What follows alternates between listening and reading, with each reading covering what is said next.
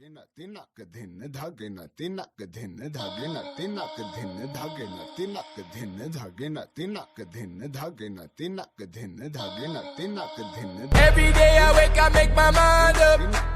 I'ma be the one, be the truth, be the way. Yeah. Every day I wake, I make my mind up.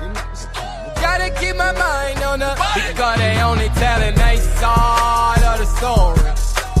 Out here telling lies like they on Morid. And poor rich kids get their money on phone it. But down here in the hood, yeah, we know Forex. We growing up, yeah. We got the goods. Build them assets, build them up fast. Get rid of cash before the whole market crash. A news flash, just a blast from the past. We gonna smash it. Be prepared to hit the gas, yeah. Build a land, get the wealth, change your name up. Get the title in your hands, switch the game up. Melodation, elevation, arise. We divide, blood eye, yeah, we travel. Drive.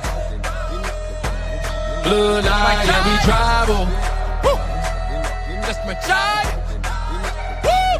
Blood eye, yeah, we travel. Hey, hey, hit him with the higher, yeah. Sherry no Aka from Virginia, yeah. I know I'm more because I'm blessed. I know I'm more. I passed the test. We got to see with the true eyes. We need some brand new bright ideas. We got the hearts and some great minds, yeah. If we could all just be sincere. Build a land, get the wealth, change your name up. Get the title in your hands, switch the game up. Melodation, elevation, arise. We divide, blood eye, yeah, we travel. Drive. Blood eye, yeah, we travel. Woo. That's my child. Woo. Blood eye, yeah, we travel. Build a land, get the wealth, change your name up. Get the title in your hands, switch the game up. Melodation, elevation, arise. We divide, blood eye, yeah, we travel. Hey, hey, hit him with the higher, yeah.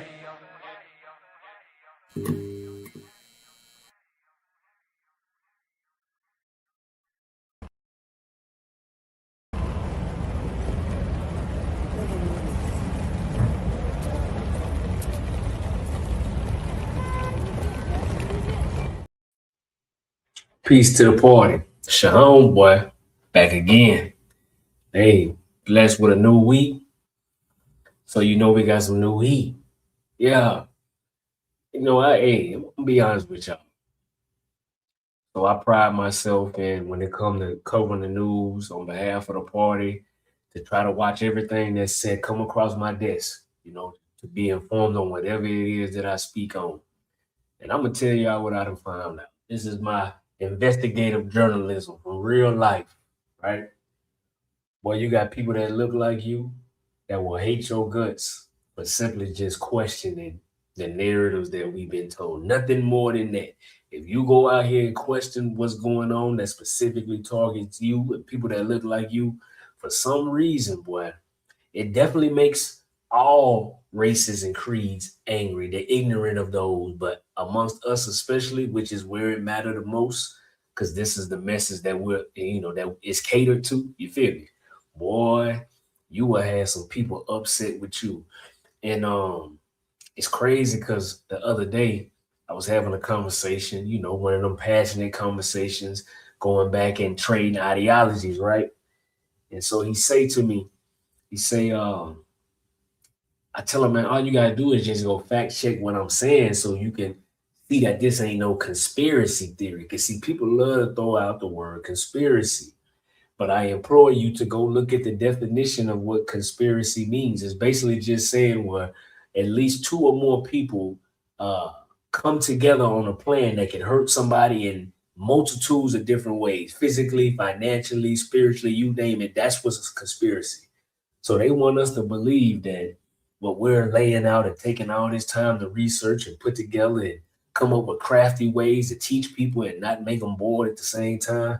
They think that we just stuck on a conspiracy theory the whole time. It definitely is a conspiracy, but it's not a theory, because we live in this in real life and are able to articulate what we're seeing. And I realized that that's starting to make a lot of people angry because they are not doing that for themselves. So how dare you come out there and challenge them and make them feel less than? But that was never the intention.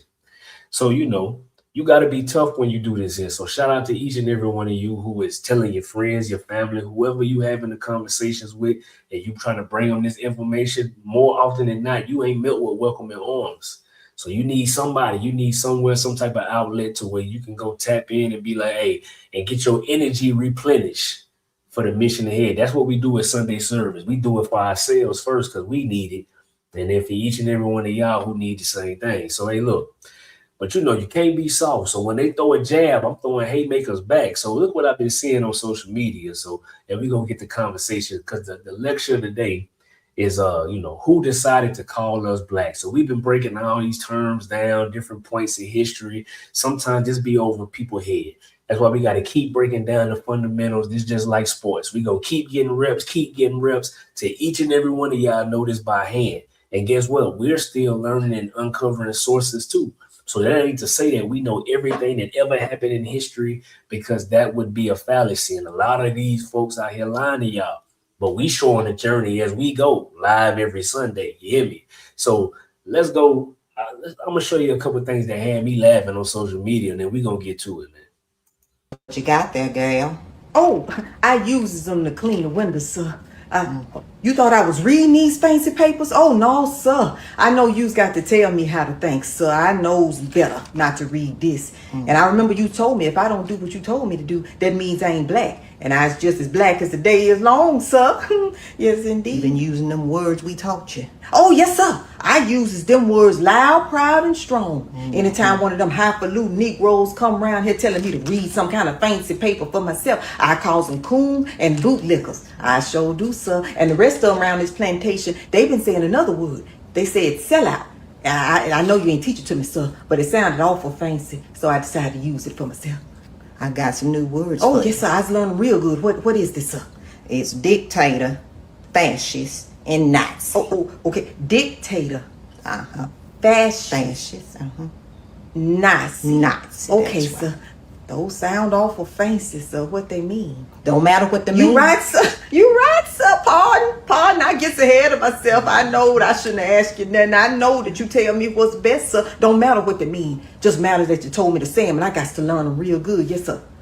You got them leftovers? Oh, yes, sir. We got them leftovers. We sure mighty obliged for them, sir. Yeah, Overseer Crockett, Overseer Obama, and Overseer Waters told us you sent them, sir. Because we wouldn't be able to get by without your handouts and your program, so we can't do it on our own. And they make sure they remind us of that, sir. Yes, indeed, they do. We got some more leftovers coming, on the first? Oh, thank you, sir.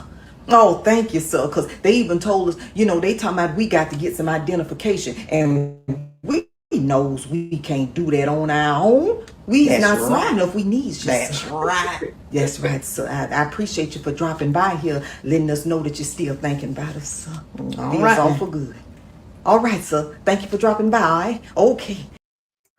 Boy, that had me laughing when I seen that, because it's so crazy.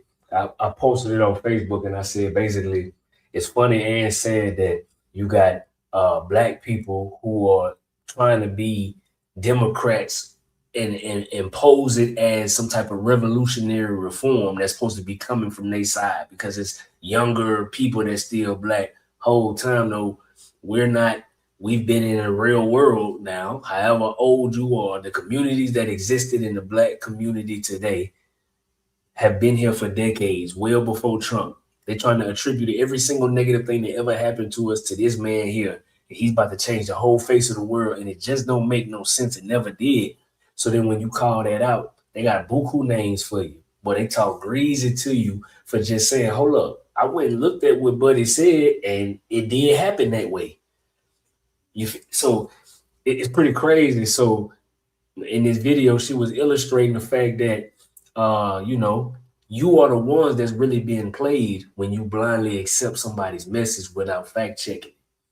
It's your responsibility to know what's really going on as an adult. Kids get their kids, so they get to be able to get a pass. But the parents are supposed to know and be informed. And I'm telling you right now, based on what I see in our community, it ain't like that. So let me ask you a question. Where is, within the Black community, where is the big, and when I say this, listen to me carefully. I don't mean small independent. We are small independent media. Where is your CNN level of Black media to where you got some on this side and then other stations on the other side? How you got Fox and CNN, and they are geared towards certain parties. So in the Black community, if it's talking about politics and it's popular, it's only Democratic. You don't see that to be an issue, bro. Regardless of where you stand, right? We the autonomous way. We're not going for either party. We go for the autonomous party. Choose whatever you research and you willing to stand behind and live with those decisions. But don't that sound suspicious? I'm just saying, bro. So this is what brings us to where we are today. Not understanding that certain terms like Black have always been political, and the political intent of Black was never a good one. Words do mean things. Just like what she was saying in that video, we let different movements and different things go by that's backing certain words, but you have no idea what those words really mean. Now we got the benefit of being revisionists now. We can go see what happened and then put our analysis on it. But enough people is not paying attention. They don't want to hear the boring stuff. That's not cool in our community. We don't want to. Bruh told me when we trying to break down the sources, and I'm telling him I understand what really happened, and I want to show him sources. He told me he don't want to hear that. He said he'd rather just have somebody that he trusts to be able to break it down for him, and just he gonna ride behind them. Then it got me to thinking. I was like, that's part of our problem. We looking for somebody to lead us instead of all being the leaders. You feel me? So it's just a crazy evolution, because that's how the white versus Black thing came out. So watch this video right here. White men don't have to do anything to suppress Black people, sweetheart. Black people are doing it all by themselves. Y'all love to try to blame the white man for everything. Let me just tell you, the white man ain't forcing you to go to the liquor store every weekend. The white man not forcing you to go to the club every weekend. The white man not forcing you to drink lean. He not forcing you to pop Percocets. He's not forcing you to have all these illegitimate bastard ass kids. The white man is not forcing you to do none of it. You are willingly participating in this mess of a life. So don't sit in my face and try to tell me what the white man is doing to you. They did it to them. We the product of what they did to them. Now it's up to us to change the way we think, change the way that we eat, change the way that we do things, change the places that we go to, change the people that we're procreating with. Change. But no, y'all don't want to hear that. Y'all don't want to hear that. Y'all want to hear some shit that's toxic. That's what y'all want to hear. Man. Hey, so, I always start with myself first. Where I'm from, the things, I'm not saying that maybe you one of them Black people who grew up, maybe you like Candace Owens, you grew up in Connecticut, and you ain't grown up in the majority of Black people having experienced these issues, but it's a real thing.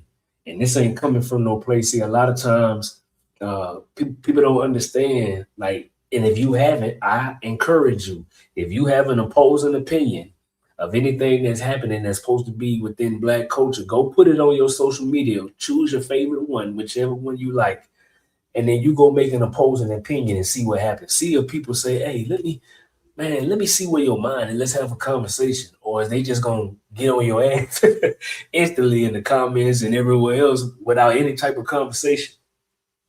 It's a real thing, bro.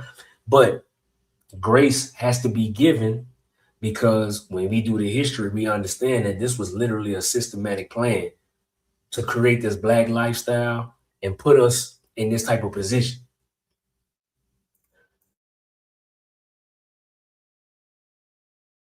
My bad, I had to sneeze, bro. So this was systematic, you know what I'm saying? And when you sit back here and you had a benefit of knowing and doing the research that we've been doing, it's hard to sit back and you don't say nothing, because you be like, damn, brothers, the answer is literally right behind the door, but enough people don't want to open it because it ain't popular, and it come with a lot of backlash in the media. That's why we appreciate y'all. So the autonomousparty.com.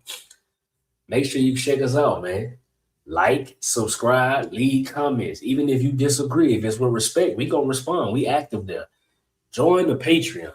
It's free. We got other levels too, but just so we have a way to stay in contact, a way to pass this information, it's really go time, and we really playing.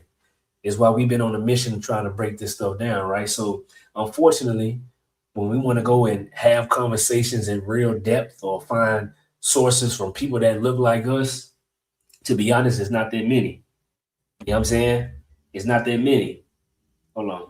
Oh yeah, it's not that many. So we're forced to go see what everybody said, different ethnicities, which it should be that way because the whole white black thing is a game. That's not to say you've never been done wrong by a white person.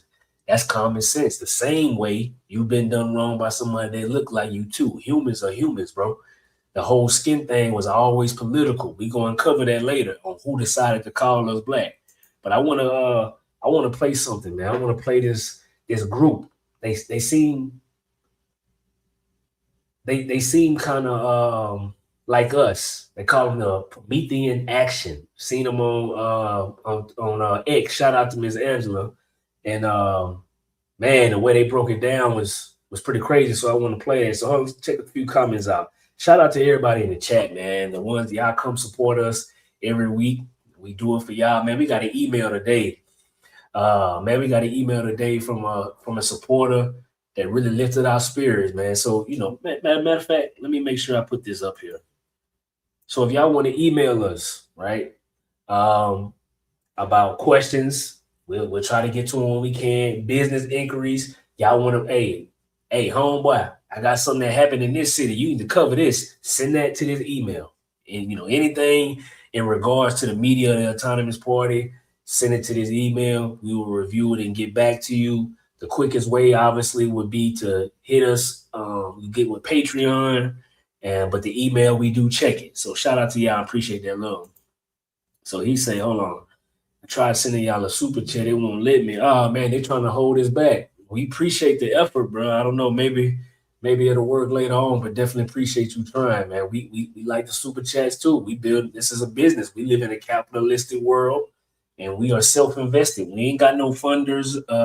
It all come out of our pockets that we putting together to continue to do this. You feel me? So he say the best podcast in the country. Facts. Hey, appreciate that, bro. That's love there. My boy Mike David. Yeah. Louisiana, you already know. All day, every day. So look, I'm gonna play this video. Let me get it pulled up. And I want you to hear how she break it down. So Trump been active now. So he pissed right now because they came with the tariffs. So the Supreme Court is basically trying to take away his whole tariff strategy that he been using. They trying to say it's unconstitutional.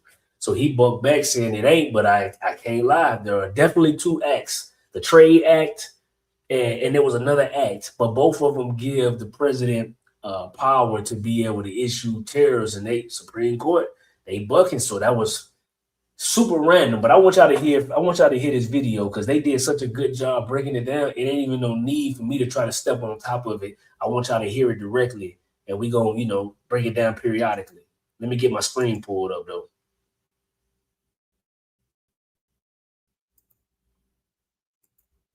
I'm finna play it, and then y'all let me know if y'all can hear it. Hold on. All right, I'm about to play it now, then y'all let me know if y'all can hear it. Yesterday, President Trump responded to the Supreme Court's tariff decision with a statement that cut through all the legal noise. It's my opinion that the court has been swayed by foreign interests and a political movement that is far smaller than people would ever think. Foreign interests behind the Supreme Court. That's a serious charge, and most of the coverage will stop there. They'll obsess over who. Hey, y'all let me know if y'all can hear it, because I don't want to keep playing it if you can't hear it. Who the president was angry at. Gorsuch, Roberts, or they will only focus on China, an obvious target. But if that's as far as you go, you've missed the point entirely. Take a step back and hold the president's statement up against the other major event this week. I appreciate it. Thursday's historic Board of Peace meeting, where 60 nations answered President Trump's call to build something new, and where the president made a not-so-offhand remark about Henry Kissinger. We had some conflicts, to put it mildly, in the world. And I said, Steve, how would you like to be Henry Kissinger Jr. that doesn't leak? Because when you put those... Okay, so look, real quick.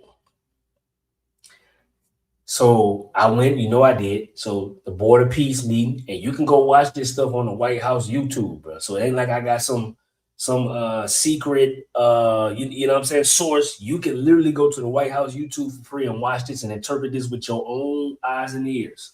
So I watched the Board of Peace, and then I saw his speech. The Board of Peace is a couple hours, but it got people from all different countries. And boy, they was in that them deals that he say he be making. Somebody asked me, how do we know if them deals he say he be making is true, bro? You have big dogs from all different foreign countries in there, man. They kissing Trump ass, not on the way of being subservient, but showing respect for the deals that he done made. They talking about him. I said, damn. I said, he really doing what he said. So, okay, the trade deals, and he was explaining everything. So with the Board of Peace is a more of a global thing, but then he had another conversation where he addressed with the whole tariffs. All right. So just to get you up to speed, this is what she's talking about. So she said, Abella say, I watched him. Yeah, so this was the first time I ever heard of him. Shout out to Miss Angela. This how stuff come across my desk. I watch it. If I feel like the people need to see it, I bring it up. But yeah, let's get to it. Those two things together, a very specific picture emerges. Not a president venting about a court ruling, but of a president who understands exactly what he's fighting, and he's naming it out loud. I'm Susan Kokinda. Those foreign interests, well, I've tracked them for decades. They are the same forces we fought the American Revolution against, and for most of those decades, they've stayed hidden. So if you want to look behind the curtain, hit those like, subscribe, and share buttons so we can stay in touch and spread our reach. Here's what I'm going to cover today. First, what foreign interests actually means and why the tariff fight is a direct continuation of the battle between the American system and the British imperial financial model. Second, how much of the world is rallying behind President Trump's Board of Peace and its anti-imperial vision, and the significance of Henry Kissinger in that regard. And third, what this moment demands of the American people, because anger alone is not going to win this fight. So who are these foreign interests? The president was careful. He said China-centric forces were behind the lawsuits. That is, people who, quote, have business in China and want to keep ripping us off. But look who actually filed the friend of the court briefs against the president's tariff authority. The U.S. Chamber of Commerce, the Cato Institute. These are not Chinese communist front groups. These are the most venerable bastions of Adam Smith's free trade ideology, an ideology which opened the floodgates for cheap Chinese goods to wipe out our manufacturing and to hollow out our middle class for decades. Okay, so let's make sure we level set. I want to make sure y'all still with me. So it's a shift happening right now. And I don't think within our community, we really tapped in to the possibility of what could be happening during, I just hate to say it this way, during this man administration, the type of political moves that could be made, we kind of missing out on because we letting the why you think the popular media is going so hard on this man more than any other white? It's been a whole bunch of white men presidents that wasn't getting the type of press this dude get. So why is they going so hard against him? And then you realize Buddy had a book called The Art of the Deal. He willing and dealing out this motherfucker, and they is hating it because what's been happening from a business perspective in America, we've been giving all our power to foreign nations when it comes to commerce, which make no sense when we got all the buying power here. It just from you could be a business person who doesn't know anything about politics. When you break that down to them, they're gonna know that don't make sense. How we gonna have all the product, all the buyers, all the ideas, but we giving all the manufacturing, all the jobs and the real money to other countries? It don't make sense, but we know that this happened. Clinton during the Democratic, they was the ones giving this shit away, and it was Republicans in on this too. Whoever was getting their pocket line, don't get it twisted.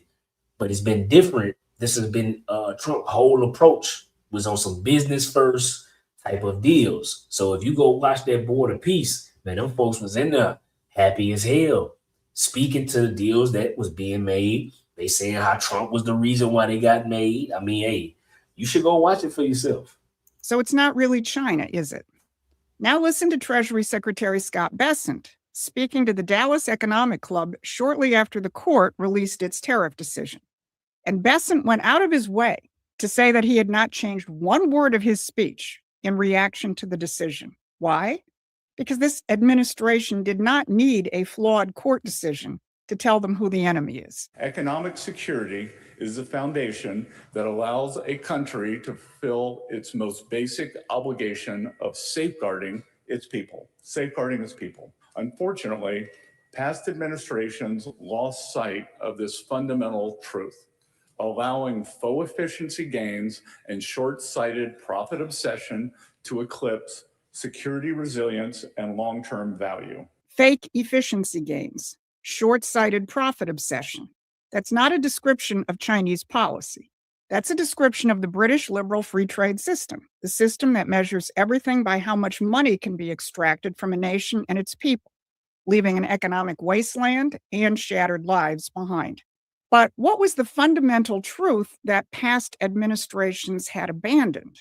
Here's what Secretary Besant said. From the earliest days of the Republic, our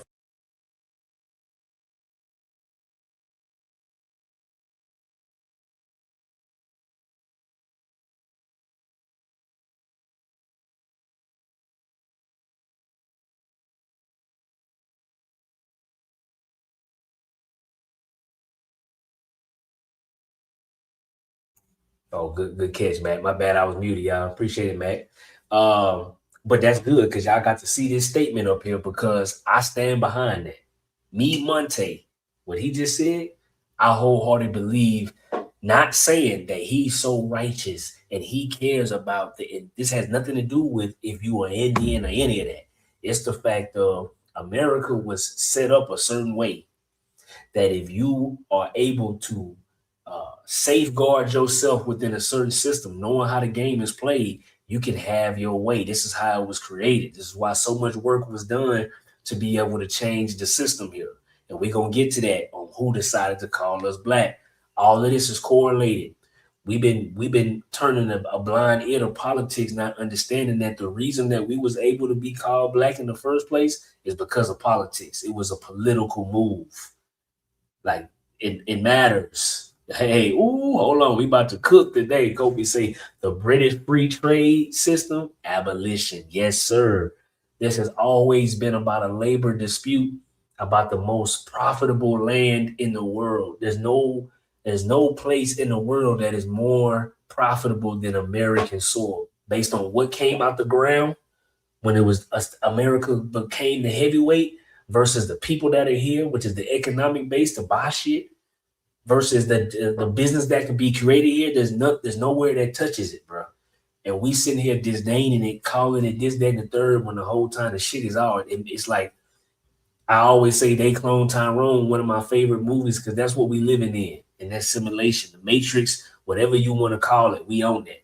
But it's time to get rid of that black-white shit. And anybody who knows and understands, we on the same team regardless. Now that's gonna sound crazy to some people, but you a fool to think otherwise when you understand history. Founding fathers understood that independence required economic security, the ability to produce essential goods, sustain public credit, and foster domestic industry was seen as the foundation of sovereignty by Alexander Hamilton, and it still is.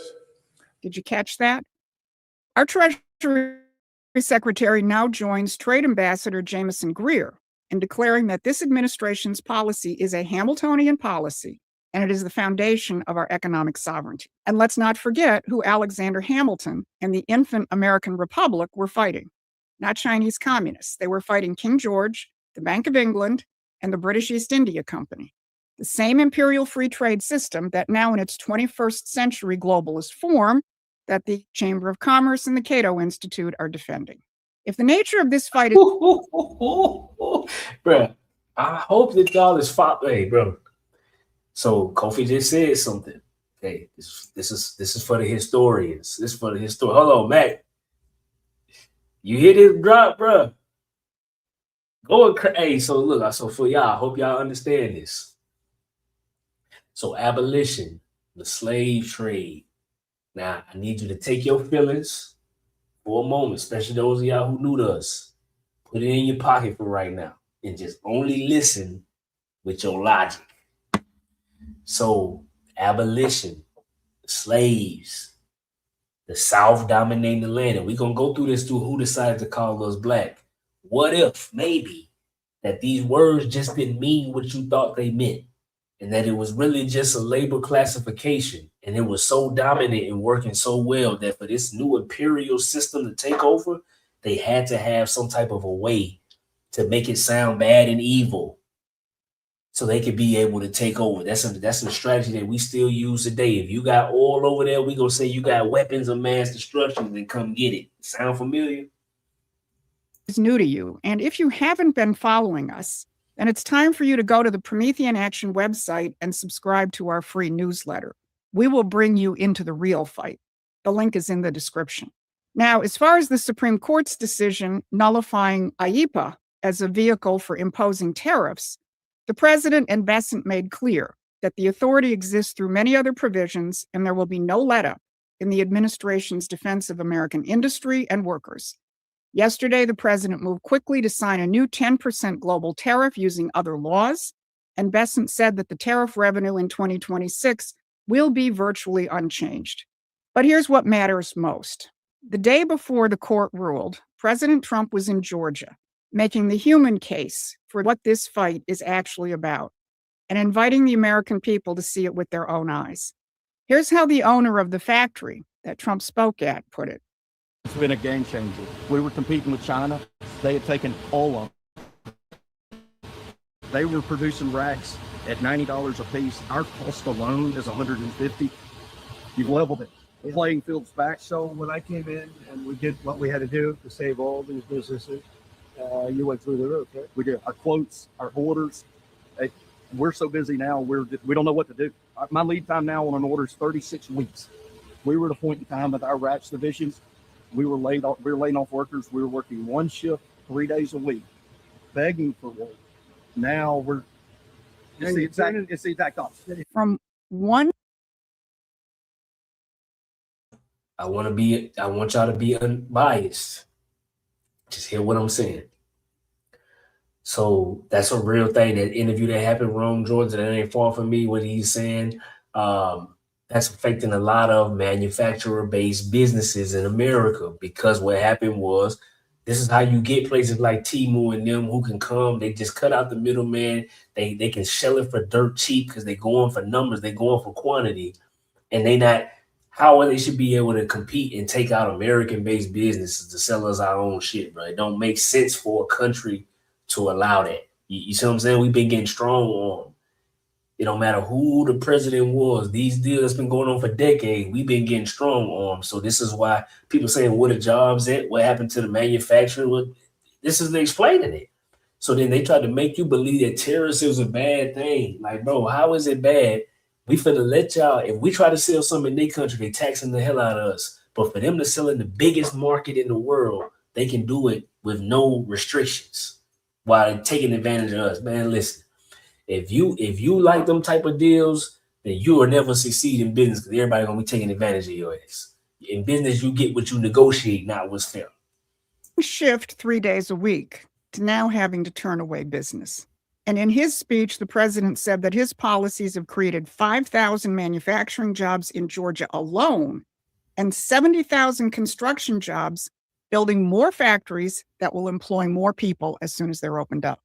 These aren't economic statistics. That's the difference between a dying country and a living one. And the foreign interests behind Friday's court decision want to take that away. Well, they failed, but they'll try again.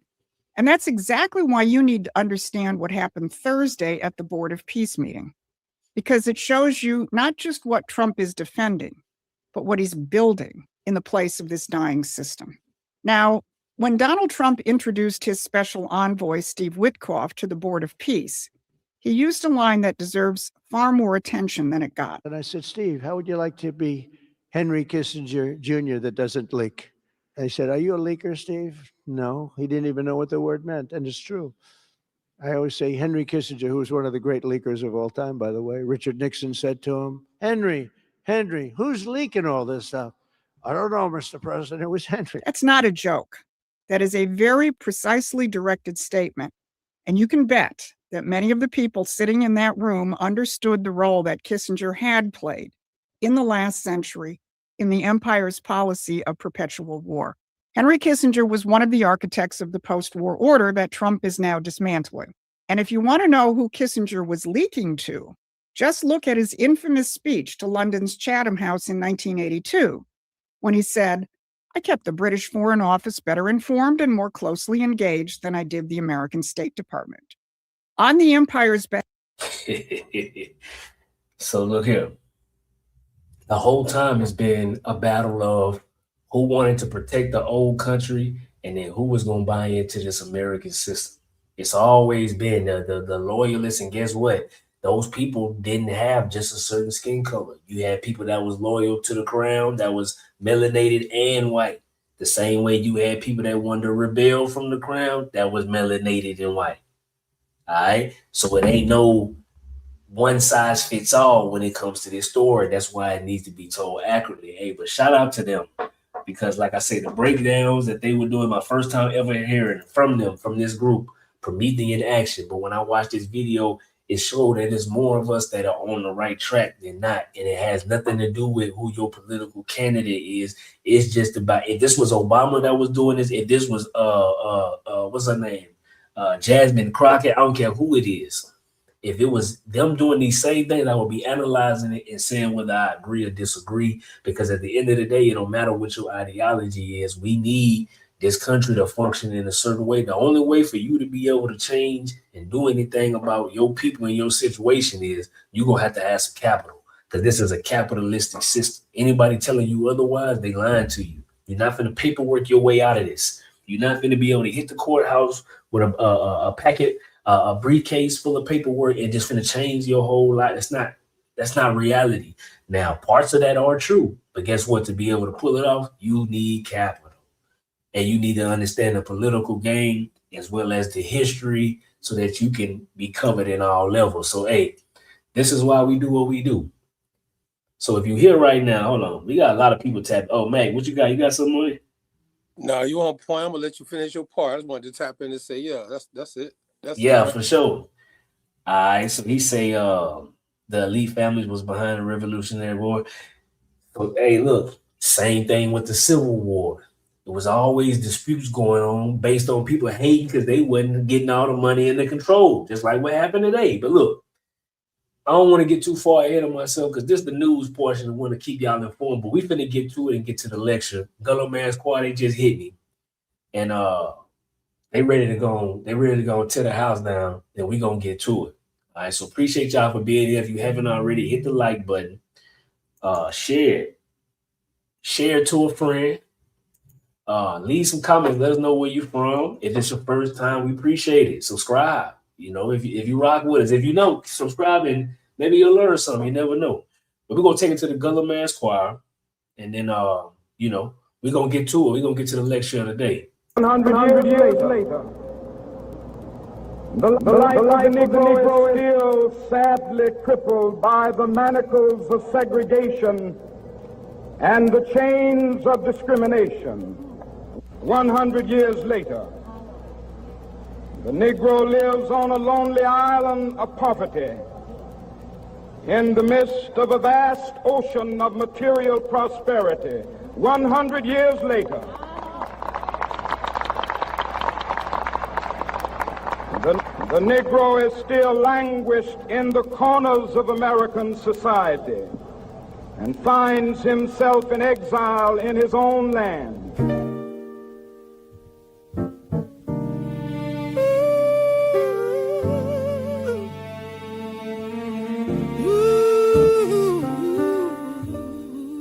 Familiar streets, still feel far from home.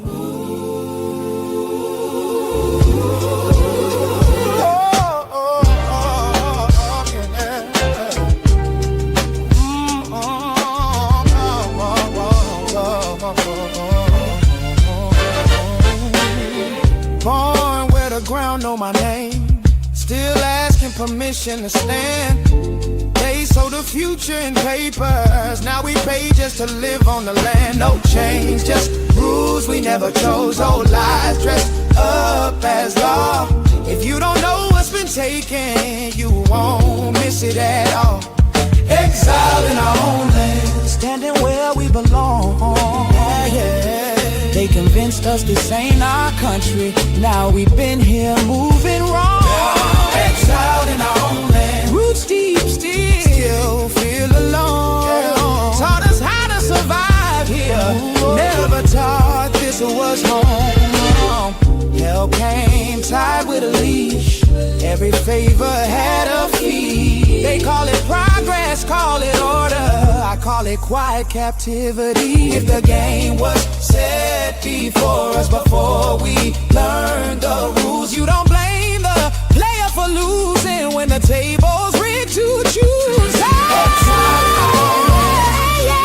No border still confined. They erased us with education, left us searching our own mind.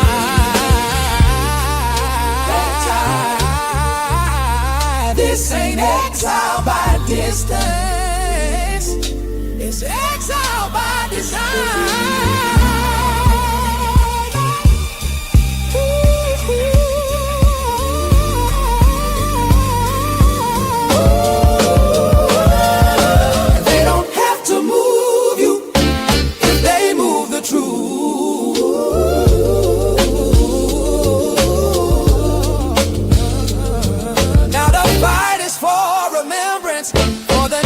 They made us forget.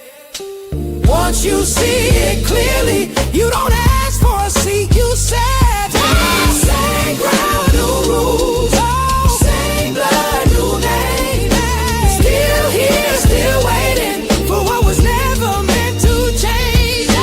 Still here, still waiting, same blood, still waiting for what was never.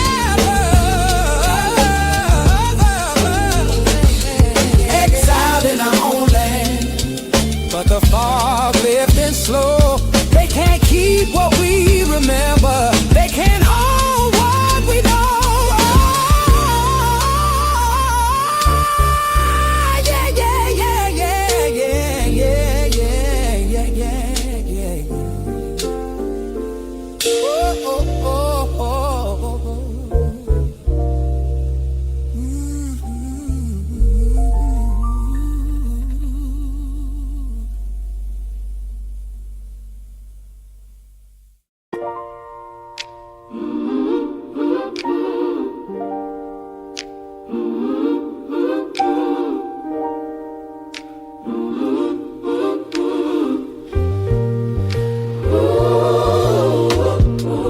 They said my story's in a file, a barcode born to reconcile. But when I breathe, I feel the flame of every soul that wore my name. They test my blood but not my song. They name me right but spell me wrong. Every drop still testifies we survived what couldn't die. We remember the hands that pray, yeah. We remember the price they paid. We remember the light, the climb, 'cause the blood remembers time. We remember who we are, who we are. No code, no lamb, no star. Treasure who we are. From the field to the skyline, from the roots to the divine. We remember our name, 'cause the blood remembers time.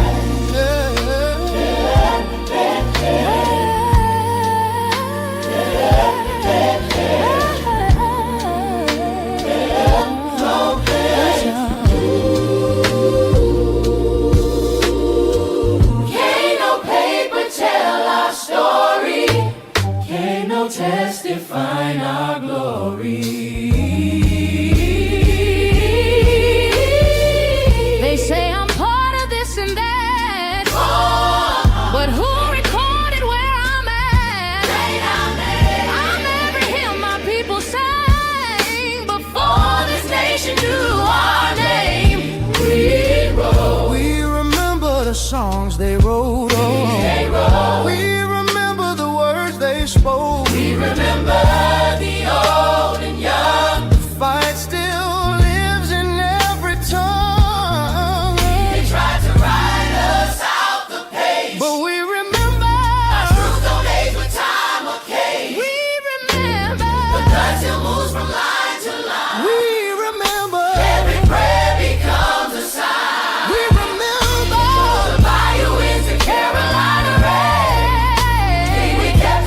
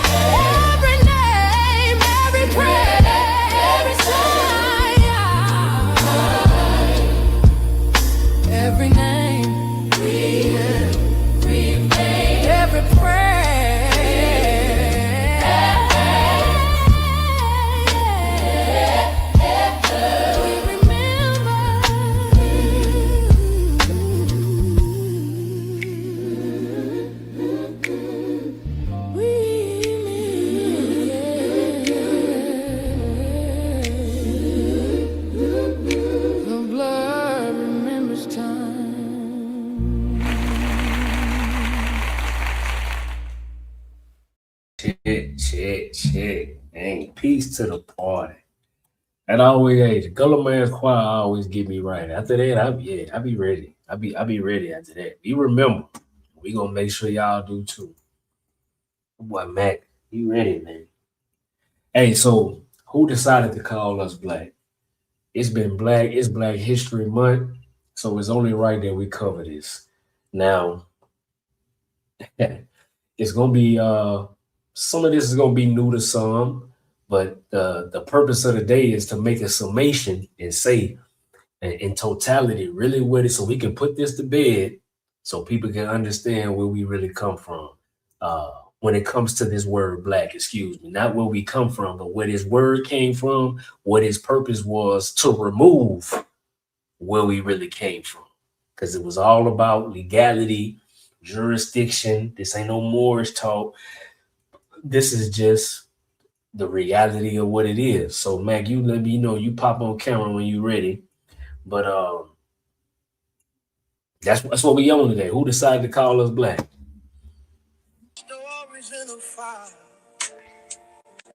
You know, I mean, that vibe. Yeah, I know exactly what you mean. You having me in that feelings, you heard me? Nah, facts. So it got to be a vibe. You heard me? That's how we started. You heard me? Everybody that's On the way, bro. On a Sunday, spending this time with y'all. You heard me? So I gotta have some fun with it. Gotta have some feeling in your soul about what we're doing. You know what I mean? Internally. You know what I'm saying? Because there's a lot of things going on external. You know what I'm saying? That we don't have no control over, like this system.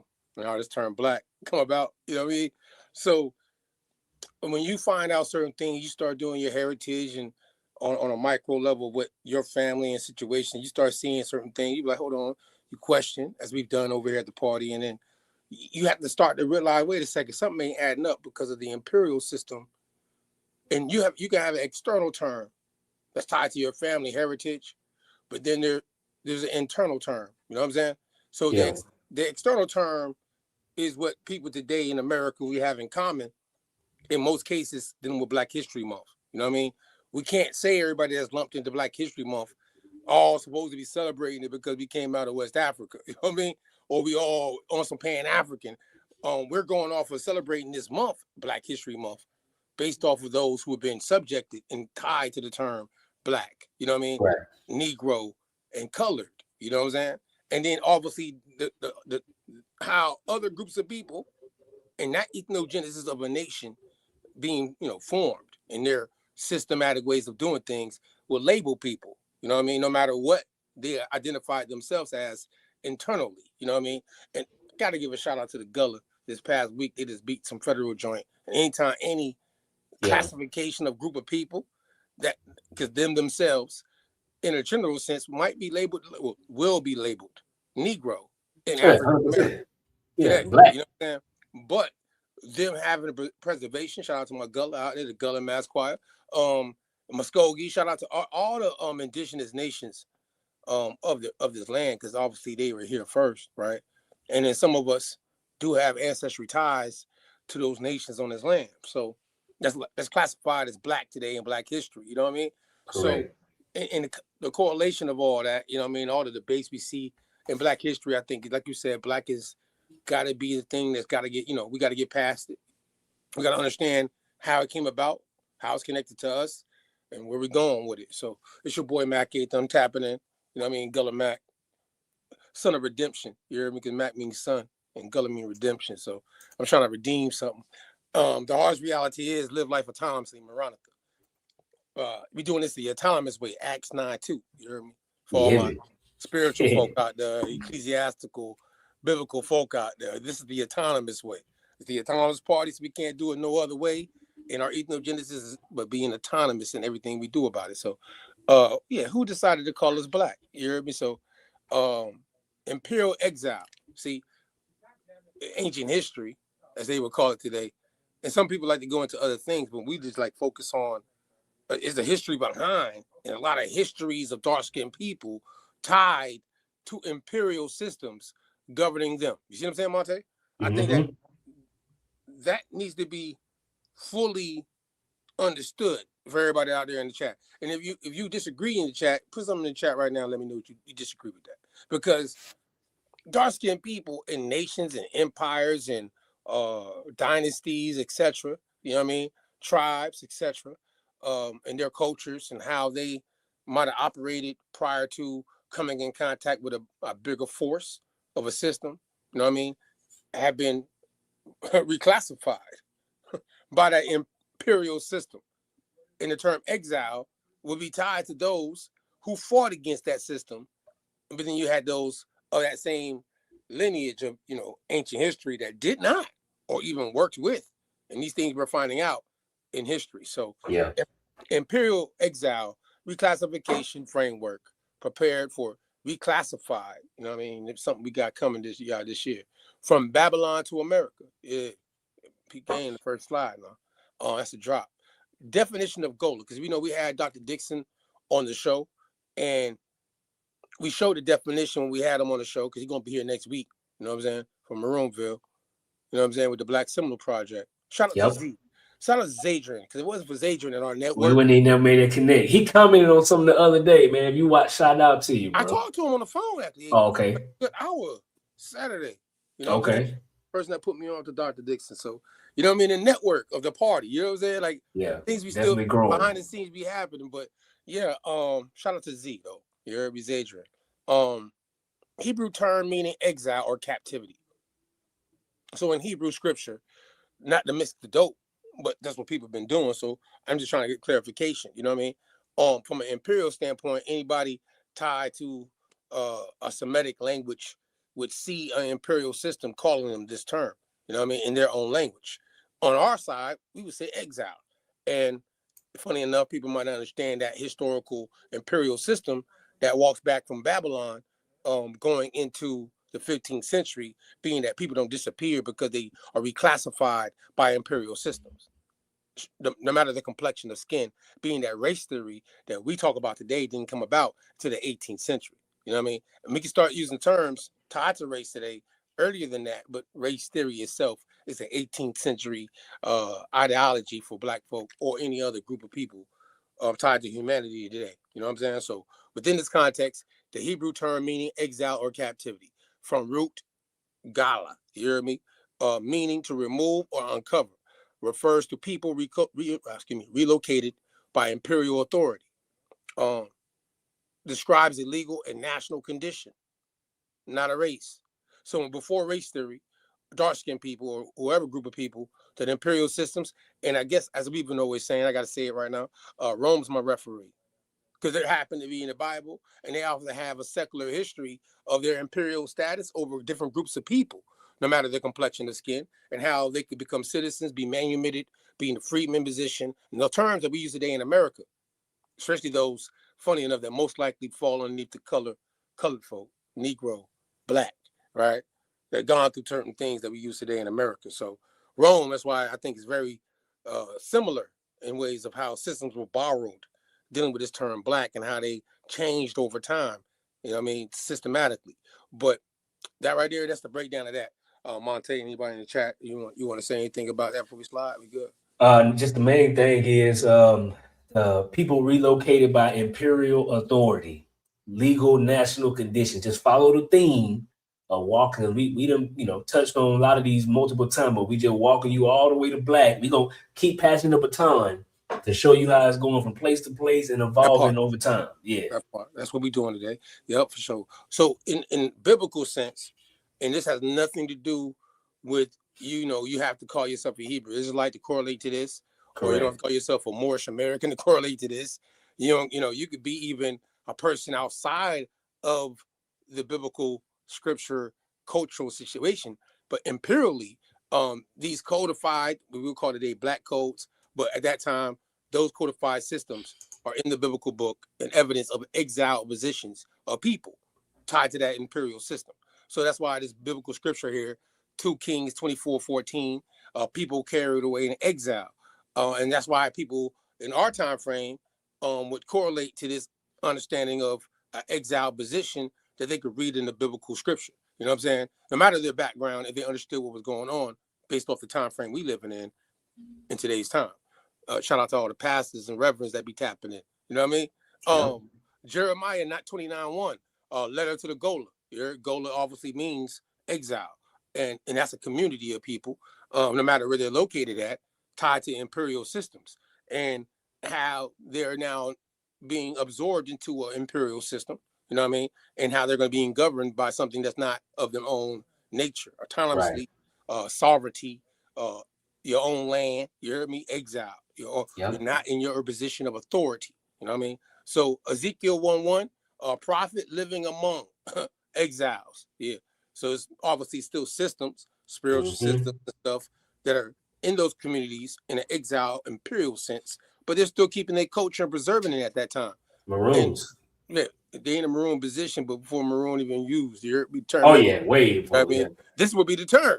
But this is the proof. So it's funny because all of these verses, this is coming from the KJV, right? Yeah. Knowing whole time that the way that this was authored was to be in a trust format and structure, as far as the common law being based off of this. So this was the rebellion against Rome. You know what I'm saying? Exactly. We could just say an imperial system. These groups of people who are being described in these verses are those who are doing their own thing, and really, even though they don't have maybe the resources to rebel, how they had historical shows that they did rebel, and in different cases of these groups of people, you know what I mean? They ended up in an exile position. So we can keep it sliding though. Imperial exile as a legal condition. All right, so exile involved loss of homeland and sovereignty. People were named under imperial systems. Legal identity replaced ancestral identity. You heard that, y'all?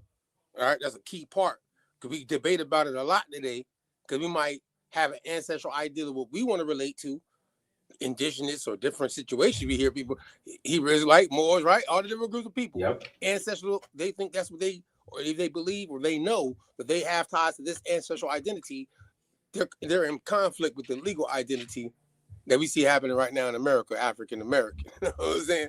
So created permanent diaspora populations. You know what I'm saying? That's what it did. You hear me? So when we hear people say diaspora, I mean, this is nothing new. We understand the imperial system. You know what I mean? And different groups of people who are impacted by the imperial system, now in an exile position on their own land or being scattered into other regions by that imperial system. What do you think about that, Monte, before we slide? What do you think about that? Spot on. Once again, evolution showing you it's all legal. Still ain't said nothing about what they look like yet. That part. All legal. If you go against whatever they mad about, they say it's legal, you getting written out. You sliding. Just like that. Yeah. Next slide. You know what I mean? Roman imperial classification. You know what I mean? Rome renamed provinces and peoples. Like, you know, so we think about North Africa, we get the popular term African Proconilius, you know what I'm saying? It's a province, right? We get the term Mauritania. It's a Roman province, you know what I'm saying, term for the region of Northwest Africa, which would be west of the African Proconilius province, you know what I mean? So within the context of what's happening, Imperial Rome, has imperial classifications for regions, geographically, etc., that they are conquesting, you know what I mean? And they're now coming into these regions of these people, indigenous, native to these lands, and impacting their culture externally. You know what I'm saying? From an imperial standpoint of how they're being classified in their own regions from their own cultural, internal ideal of who they are. Just to put it out there like that. So terms included Morris. Obviously, we know the Greek word Ethiopian,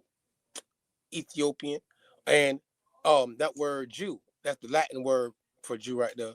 That's the Latin word IUDEAE. US. So Yahudi, though, before influenced by the Roman system, they're using YAH. You know what I'm saying? There's no J's at the time, right? So that's showing you actually when you look at that example of that group of people in the biblical scripture, right, who are hit by the imperial system, you know what I mean, which would be one of the beasts that they're talking about in that biblical book, and Rome is one of them. You know what I mean? It happened to be the last one. You know what I mean? You know what I'm saying? For those caught up in spookism, but the imperial system is the beast. You know what I'm saying? So terms included Morris, Ethiop, and that's Jew, Yahudi. I like to say Yahudi, right? But then we're gonna get to Morris became the root. Morris became the root of Moor. and Blackamoor. And crazy because of that person called Jew, Yahudi, they had Aramaic terms and titles tied to a person like Yahshua HaMashiach, who in an exile position was the redeemer of an exile group of people who literally would be classified a certain way under that imperial system. But in the time frame of that imperial system that Rome is dealing with their group of people, who it might today, we people debate about being classified as what? Black, Negro, colored, etc. we say. But in that time frame, in an exile position, he's fighting against that system, his collective within that classification, and there's other people in his collective classification who are not siding with him. You know what I mean? And the book tell you that for those who read their book. You know what I mean? But imperial naming replaced tribal identity. You know what I mean? So all the like 12 tribes or any other indigenous nations here, you know what I mean? Like how they had different names and they ended up being called the 5 civilized. Or you look at the Northeast groups, or you look at the groups west of the Mississippi here in America, for example, and how certain things might have changed, you know what I mean, because of what happened. So Blackamoor as imperial descriptor used in Europe between 1400 to 1700, right? So we've been showing you this, and I've been doing little clips because I don't want nobody to sleep on what I'm trying to, put out about distinguishing this group of people who will be classified. Shout out to Lee Cummins, the Negro Question Series, and obviously that Negro Question Series, based off of most of that information in those regions, this term would be the synonymous term. You see what I'm saying, Monte? This is the synonymous term from the imperial descriptor of those Negroes in those regions. You see what I'm saying, Monte? You see how they did that? Everybody out there, how that makes sense to y'all? I'm gonna pause for a second. See how that works? Yeah, because I mean, at this point, it's a constant evolution of people being legally written out through imperialism, and then they're being described in certain ways, and then the word that it used to mean, they kind of build off of it. They keep building off of what was there prior. As people is moving around, as things are changing, but it always still go back to some form of exile. Exile, that's put upon you as a status. Right, status-wise. So these people that are out in these regions and raised in the area, but they'll be described because of the complexion, ancestry, even religion at the time tied to certain groups of people. You know what I mean? And at this time of Rome, it's really, you outside of the being called a Christian. You know what I mean? From an imperial standpoint. But you're living in these regions and you're dark skinned and you don't fit the complexion of people who Rome has control over, who are not dark skinned, because white people went through the same situation in cases. Correct. Some of them were fighting against the Roman system and didn't want to become Christians. They all did. Either. It was if you wasn't at the top, you was at the bottom. It wasn't no other way to put it. Yeah, but we ain't focusing on those. They tell their own story about that, right? And I think they benefited from it. That's why we're not talking. Correct. I think even though they went through certain things culturally and how we look at us today as white and black, they benefited because they absorbed it in certain cases. 100%. Represents populations living in exile condition. You know what I mean? So with the exile, like Martin Luther King said in 1965, right? I exiled in your own land. 100 years he going back. That's 1865. We could look at certain things. We're in this land and we like, hold on. So yeah, that's based off what he was talking about at that point, dealing with the imperial system that he's talking about, saying that they have him in an exile position, or our population being in an exile position in the land. And then we can go to the Homestead Acts and certain things that was supposed to be done going back to the 13th to the 14th to the 15th Amendment that we've been covering, right? Of the population who are the term freedmen, right? Term comes about. Then we know that word freedman, because we covered it, goes back to Rome. And it means exile. Yeah. So you're the exile population that now has been manumitted within that imperial system, but you're identified by that imperial classification now within their system. And then you got now people wearing it like it's a badge of honor. Yeah. Remember, his whole group talking about they the freedmen. They don't understand what it really means. That's not a status. I get it. We can't go around. Can't go around it though. I'm not gonna play semantics on the fact that if you say you are in the free people of color or worse category, Negro, American Negro, heritage classifications, with the word Negro not being a race of people or even a nationality of people, then you would know that it's a status term based off a federal jurisdiction of the system, right? But on an imperial level of our system today, we call America. But where did they get it from? Because nobody's making up something out of the blue. They're following a system and making their own blueprint off of that same imperial systems that came before them. You know what I mean? Manifest destiny, right? So in this situation, Roman Church enforced religious conformity. Yahudi, right? Yahudi, that will be them, all the different terms in Latin, Greek, etc. Look at this right here. But Yahudi would be the Sephardic, yes, the Sephardic in Iberia, who are in Iberia, North Africa, because Simon the Niger is Yahudi in Acts 13:1, and he's in North Africa. Cyrene, he's in North Africa. You know what I'm saying? He's not even in the region of where they say, oh, they're supposed to be. No, at this point, he's in North Africa at this point. That's what it's telling you in Acts 13. And he's still being described as Niger, which is the development of Negro, which is going to be tied to a Latin term. You see what I'm saying? So, you know, Yahudi don't describe themselves using Latin terms. That's how you think about it like that. But see, either way, exiled populations entered imperial labor systems. You know what I mean? So exiled populations that entered imperial labor systems from ancient time, right? How the imperial systems moving these groups of people around on an economic, cultural understanding of what they got going on. You know what I mean? This is what's happening. This is the correlation. This is how they could be in Europe or different areas on behalf of a jurisdiction of an imperial system. Rome is a proof of that when you go research what Rome did. You know what I mean? They're non-biased. They ain't give a damn about your complexion and skin. You know what I'm saying?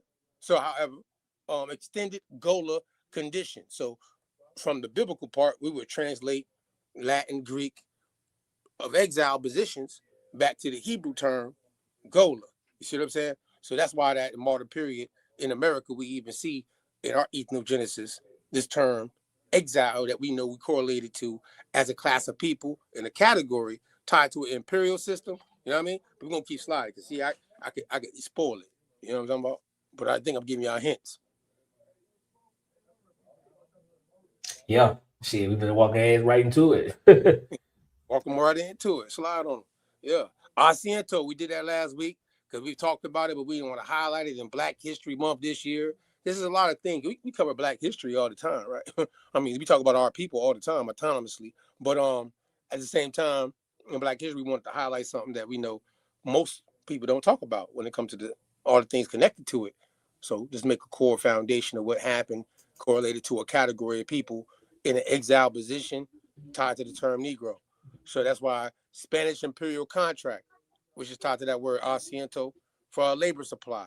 Negro became a legal labor classification derived from earlier imperial naming systems. You know what I'm saying? It formalized permanent colonial labor status. So all of that is going to show you in history, the contract and history of contracts of a labor system and how people would be lumped into a category called Negro prior to the race theory, right? Yep.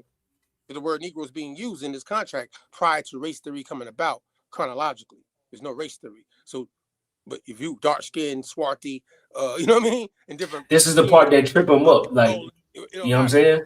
Putting that a category. Go ahead. Yeah. Nah, this is the part that trip a lot of people up because of what we know Negro to be now, you know, what it was synonymous for. But at this time, so this is the theme of the day. Don't let the term, the way that you know it to be today, confuse you from what actually was happening during the time. So the asiento, when they was going, because at first it was just the asiento. The day Negro didn't come till later, right? Of the application of it. But before asiento was just this contract. It was just asiento. It was just a contract. That's it. Dealing with anybody that's not following the imperial system of being an old Christian. Christian meaning systematically loyal to those crowns. Yep. Who are an alliance. And it's the Spanish crown who's doing this. That's a fact. That's what the Roman system. Talk about it. Period. Yeah, that's a fact. Period. That's the foundation of it. You know what I'm talking about? People like to say in Black history. That's the foundation of that. You know what I mean? Yep. So we just hit asiento last week. So definitely, if you need a play-by-play of the whole thing, go watch that. But just showing you once again. We getting to modern time now because this went from the 1400s to the 1700s where this asiento was used. Then later on, they added the day Negro on there. But a couple hundred years of this happening based on this same thing. So people that was you was traveling through if you went on a boat that was contracted through this asiento day Negro, that was your status, your maritime status. Yeah, right. Exactly. Yeah. So when you got to wherever you was going, no matter where you came from, Europe, Africa, don't matter. You was a Negro. Period. Period. Copper colored, tawny, you know what I mean?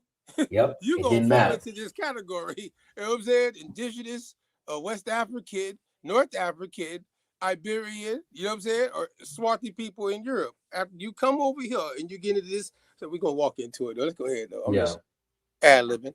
Next one. Let's slide. Go back and check next week. Join Asiento to get more details on that though. You heard me? Naming transition sequence. Again, we just giving you these terms and how to use it with law, trade, social, political, economic, and cultural things tied to a trust that divided you, and you got to understand how the divide happened for you to reunite in your own maroon autonomous manner. You heard me? However,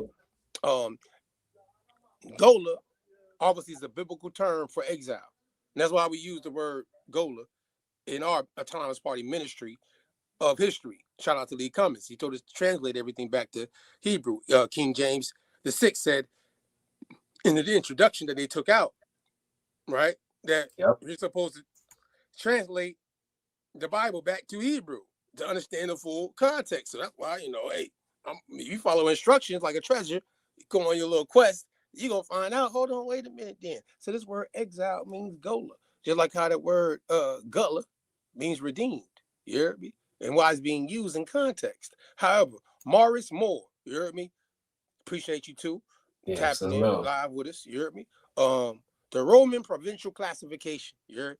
So that right there is history. Dark-skinned people. We know it's dark-skinned people. You know what I'm saying? That's the thing we can always key on, because you see how it shows through history chronologically that when you look back and be like, hold on, so we don't see no Slavic or Germanic or Caucasian or white people, pale-skinned people. However you want to go from their tribal backgrounds that we can go trace, we've done, you know what I mean, had conversations about in discriminatory type of way, but at the same time, reflect on the fact that we know these terms carry through history with a group of people that ended up in America being classified as Negro. See what I'm saying? And that right there needs to be understood. I ain't trying to mix no dope. You know what I'm saying? Blackamoor is a medieval term, and it needs to be structured because the surnames coming out of Scotland, shout out to Lee Cummins again, with them surnames, and that Negro term being classified by anybody coming out of Scotland, Ireland, you know what I mean, Portugal, you know what I mean, Spain, France, you know what I'm saying? And they're being deported, exiled. Queen Anne, we showed you that source, right? They're being deported from out of that region. But when they get into the system of labor, that contract come into play. Asiento. And this is how they get put into the category. That's why a descriptor, see, a medieval imperial descriptor, Negro for dark-skinned people that might, come over here with Scottish surnames and first and last names, etc. Colonial legal labor classification. Yeah. So Negro.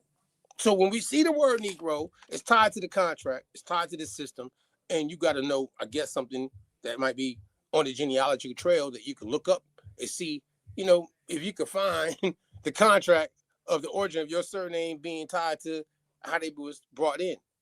You know what I mean? Something for you to look for. You know what I mean? Black History Month. But Monte, as we go through the slides, let me know.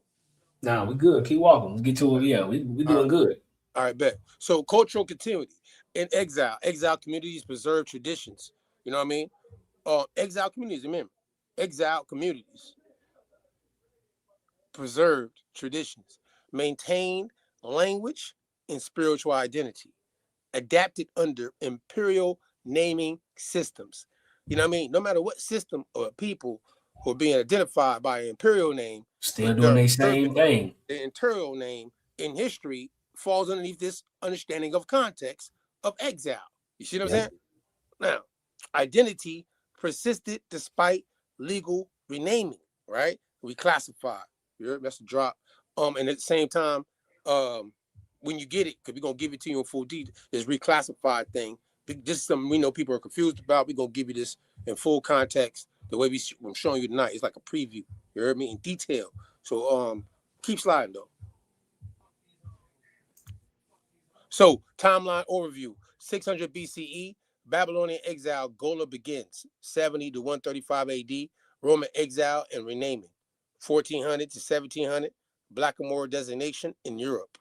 1500 to 1800, Asiento and Negro classification. So we can keep sliding. conclusion on this side of this is Gola describes original exile condition, right? So Blackamoor reflects imperial exile identity. You know what I mean?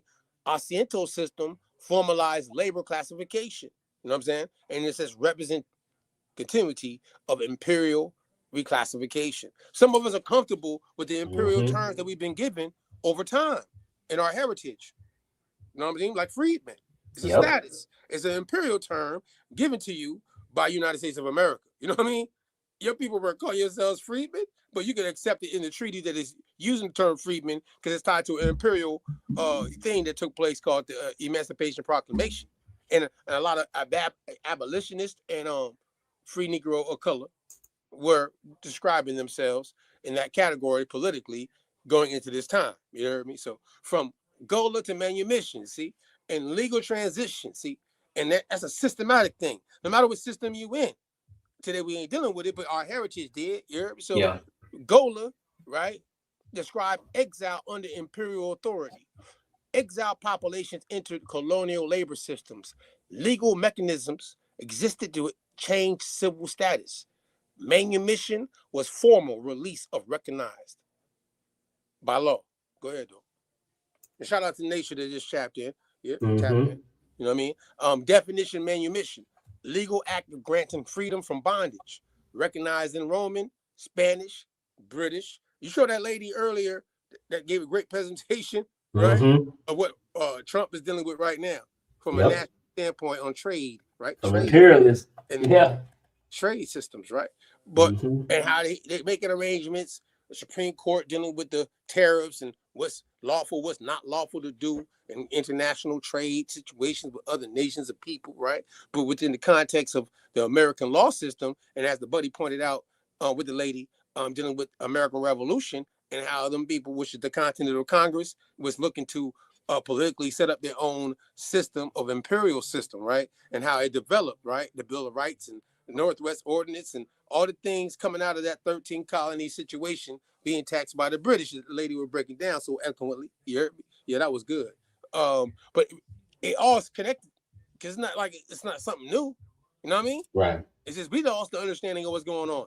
You heard? So we got to feel the context of what they're talking about and why, how it impacts us and why they need us actually in a certain laboralistic standpoint of position or status within this country. You're Negro. Hey, so she just put it. So from my vantage point, it's always been a war between the Roman civil law system versus the common law system, right? Because people hear crown and they think it's just everybody doesn't understand it's multiple crowns. It wasn't just no one crown. You got your Spanish crown, your English crown, you got multiple crowns. So and they practice different. The English crown was common law. Spanish crown was coming from their Roman law. So they beef it back and forth, and they got different ways on how things is being handled. And whoever dominates certain territories, that's whose law wins at the moment. But they steady fighting for control. We think because we're living now that historical things aren't happening with trade deal. You know what I'm saying? Like it just only existed in the hit. Nah, it's happening right now too. We just too blind to pay attention to what's going on. That part. You know what I mean? It's the system, it's foundation at the core. I can say foundation all the time, but then we ask them the questions about the core or the foundation that they're talking about. They only really can go back to a foundation of freedman status in certain cases. You know what I mean? And then see why other people who also will be lumped into the freedman status, who might not share certain things with you because of the fact that it's a status is not your heritage. It's a status. Correct. It's an imperial term. And yes, I don't give a damn if you say you indigenous, got mulatto, you know what I mean? If you got that word Negro tied to your ancestral documents you see, and if you say, even if you say, oh, your people went from Indian to mulatto to Negro or black or colored, oh, once they got into that category of system in this country, oh, they in that system. And freedmen will be applied to them, 13th, 14th, to 15th Amendment on a federal level. What you think, Monte? Am I tripping? No. All right, so we're going to slide to the next one, though. I know it's going to come back up again. Methods of attaining freedom, right? So we're talking about freedom even before a federal system imperially does so. You heard me? Yep. And on a labeling level of things. So purchase of freedom through earned wages, grant of freedom by enslaver, which is the labor system. Remember, don't get your feelings when you see that. That's the person employing you. That's your employee. That's your So own employee and employer. When you see slave and enslaver, that's the legal. You go that, take it up with them. That's what they yeah. call it. Everything tied to the contract of Asiento was structured originally before race theory, based off of groups of people who would be dark skinned, but also would be in a They laborers. They performing labor because of the fact of the imperial system labeling by their caste system at that time. You see what I'm saying, Monte? Right. Like, because they use different terms. The Roman system, they were very you know what I mean, detailed before race theory came about.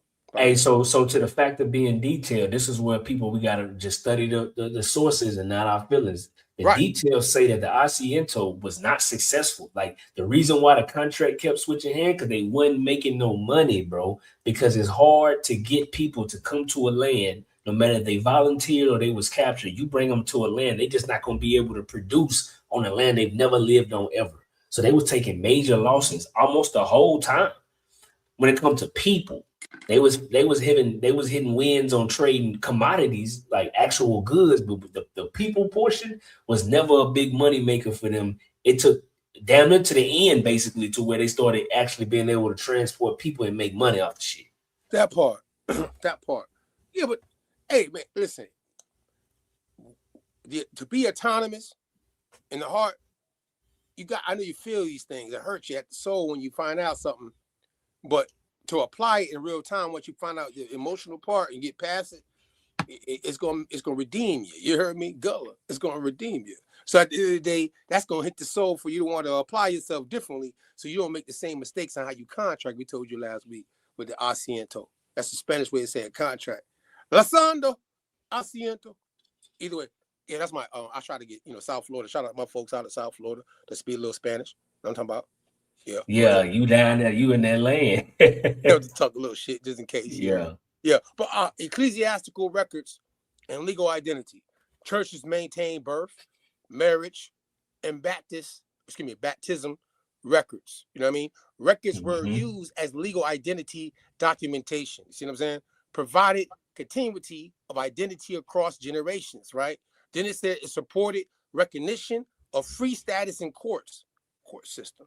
See, of these imperial systems, right? Yes. It's showing you how this person now is redeemed, right? But how are we gonna still classify this redeemed nigga? In church. Free? Huh? The church is the courthouse. The church is the record key. The church is the census taker. The church is the key to everything at this time to marking your legal identity. Yeah, shout out to the party. The ministry, you dig? Yeah, you feel me? When we go through this process, it's Gully. We redeem you, then you get the records, and it's tied to being in a free status as a Negro. You know what I mean? In modern day time, we ain't gotta. Hey, one day it'll make sense to them, boy. We gonna in a maroon position. It's okay though. You know what I'm talking about? Autonomy. Yeah. But I like this part with how it shows. It's very heavy. Because we can give you examples of like Absalom Jones, Richard Allen. The free. It's the reason why they went to build churches. Yeah, those churches play an important part before 1865 in these regions of North America. Them Europeans knew that, black or white skin. Yeah, right, because they knew this. Manumitted through the church. See, the church ain't manumitting nobody no more because everybody want to be in the system. So hey, since we in this vibe right now, let's go ahead and finish cooking that plate for them. So right now, what you will realize is the reason why our ancestors, regardless of where you think they came from, we know for a fact that churches was being created by them. So a lot of people is conflicted with that because they thinking, why would you take the oppressors' religion whole time? That religion that was used to bring over here had nothing to do with Jesus. It had to do with how you were supposed to move in common law to escape the imperial system. This is the reason why they got us away from the church and made it all about the religion part, because this was our meeting ground. Even with civil rights, where they was meeting at when they had them big dog discussions, man, they was at the church, bro. I mean, give credit to Black History Month. I got to give shout out in Black History Month. You know how it is, Maroonville weekend. It's the last weekend of the Black History Month, but we do an event, so the whole weekend. So in celebration of that, I got to give, since it has ecclesiastical at the top, I got to give credit. And even when people don't like it, I got to give credit. You see what I'm saying? In this conversation, the AME Church is the largest group of people No, they was on using this ecclesiastical system as free people of color. That's why Richard Allen is tied to the Negro Convention, right? He's tied to the Negro Convention. And Negro, not black. Negro conventions. You heard me? That Carter G. Woodson, right? Negro Week was talking about in that book, free Negroes head of state. You know what I mean? And state by state, these niggas that were tied to the understanding of their political, economic, and cultural position in North America prior to 1865, exile position they felt they were in. You heard me? Imperially, and having conventions about it. How they gonna call themselves? Are we gonna go? Nah, we ain't going over there. We from here. We ain't got time for all that. This is the political situation we in now. How are we gonna move economically, control our situation as the people that's gonna be called imperially the Negro, free people of color, or Negro heads of family, black heads of family. You heard me? So this is why a lot of things got lost in the sauce after integration. But we can go back and see in Black History Month. This is how has a heritage on an imperial level that our people had knowledge of. But the main thing here is if the church was controlling legal identity. This was their record keeping. Okay, so keep that in mind because it matters. That whole part. So go ahead, slide. Formation of free communities. You heard me? So freed individuals, right, before 1865 even, formed independent communities like Richard Allen, like Absalom Jones, like other groups of people, that or even the Maroonville, who didn't take permission to leave. You heard me? It was like, nigga, I'm sliding. Baby, what you gonna do? You know what I'm talking about? That's like, oh, you run away. Nah, we autonomous. I ain't asking you for permission for my freedom. Especially if I know I can go take it and I can go do my own thing. I ain't asking you for nothing. That's entrepreneurship, what we call it today. You done left your W-2 and opened up your own business. You know what I'm talking about? You done ran away from the labor system plantation. Now you trying to get a couple good workers to work for you. You heard me? Yeah. On your own plantation. You heard me? Yeah, that's what it would be called. That's your place of business at this time where all the money was made off the land.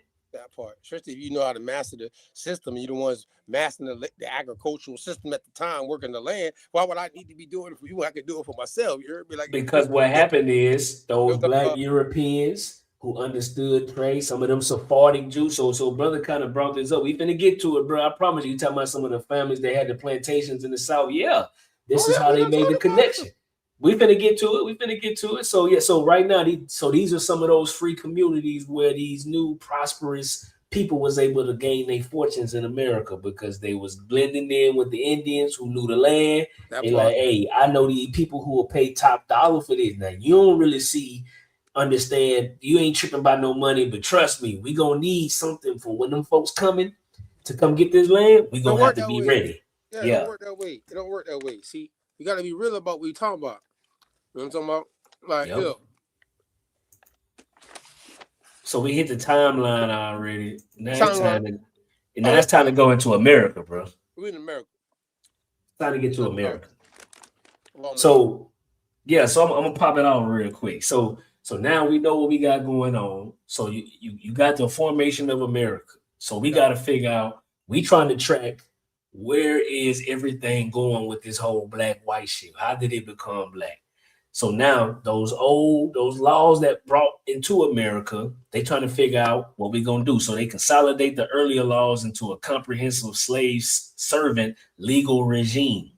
Right. So Christian parentage plus Christian white servant equal protected status tier, aka white. Non-Christian origin equal enslavable status. Later conversion doesn't undo slavery. So early scaffolding of whiteness as a legal protection. It wasn't about your skin color. It was about if you were a Christian, right? Who was in good standing. That part. Okay. So we gotta. This is coming straight out of. So matter of fact, they're gonna think we capping. No cap on them. Yeah, we got something for them. No, don't cap on them, dog. Look, that whole thing laid out. That's how it laid out. That's Secretary Partus. Yeah. And shout out to Bree and a quick little shout out. What's going on? And shout out to her. I gotta give her a shout out of Cali here because I never give her a shout out on Valentine's Day. You know what it is, but she a birthday baby on that day. So shout out to Oh her. yeah, shout out to Brill, man. Shout out to Brill. No, she lived it up.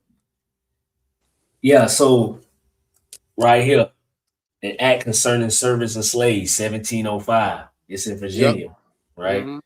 So then we go in and we go to section 4. I'm gonna blow it up and then I'm gonna read it. It's and also be enacted by the authority aforesaid, and it is hereby enacted that all servants imported and brought into this country by sea or land who are not Christians in their native country, except Turks and Moors, in amity with Her Majesty and others that can make due proof of their being free in England or any other Christian country before they were shipped in order to transportation hither, shall be accounted and be slaves, and such to be here bought and sold, notwithstanding a conversion to Christianity afterward. So nowhere in here do it say what you look like. It say your faith, and based on your faith alone is what determines whether you would be enslaved or not. So it's all about a status. It's coming straight from what they did. So this is the first earliest ever about anything black, white, slavery. This is where it's coming from in regards to the colonies, 1705 in Virginia with this act. And so it goes on and said other things too. And be it enacted by the authority aforesaid, and it is hereby enacted that if any person or person shall hereafter import into this colony and here sell as a slave, any person or persons that shall have been a freeman in any Christian country, island, or plantation, such importer or seller as aforesaid shall forfeit and pay to the party for whom the said freeman shall recover his freedom. So basically saying, if you sold somebody as a slave but really is free, you got to pay them folks their money back, and we ain't having that. They was already proved that they was free before they got over here. They Christian, so they can't be enslaved. Okay? So now, here go the crazy part.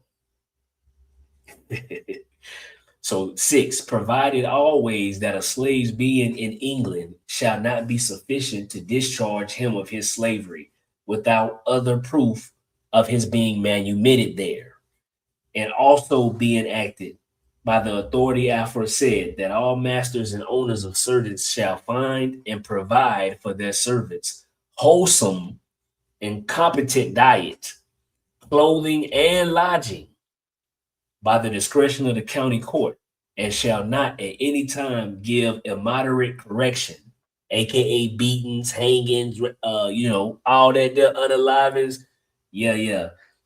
Neither shall at any time whip a Christian white servant naked. Now, why would they say a white servant naked if they couldn't be that? It's because they talking about somebody who is in good status. Right. As a Christian. Not their skin color. Imperially, you are following the system. That's why we showed the black hours. Remember last week? Yep.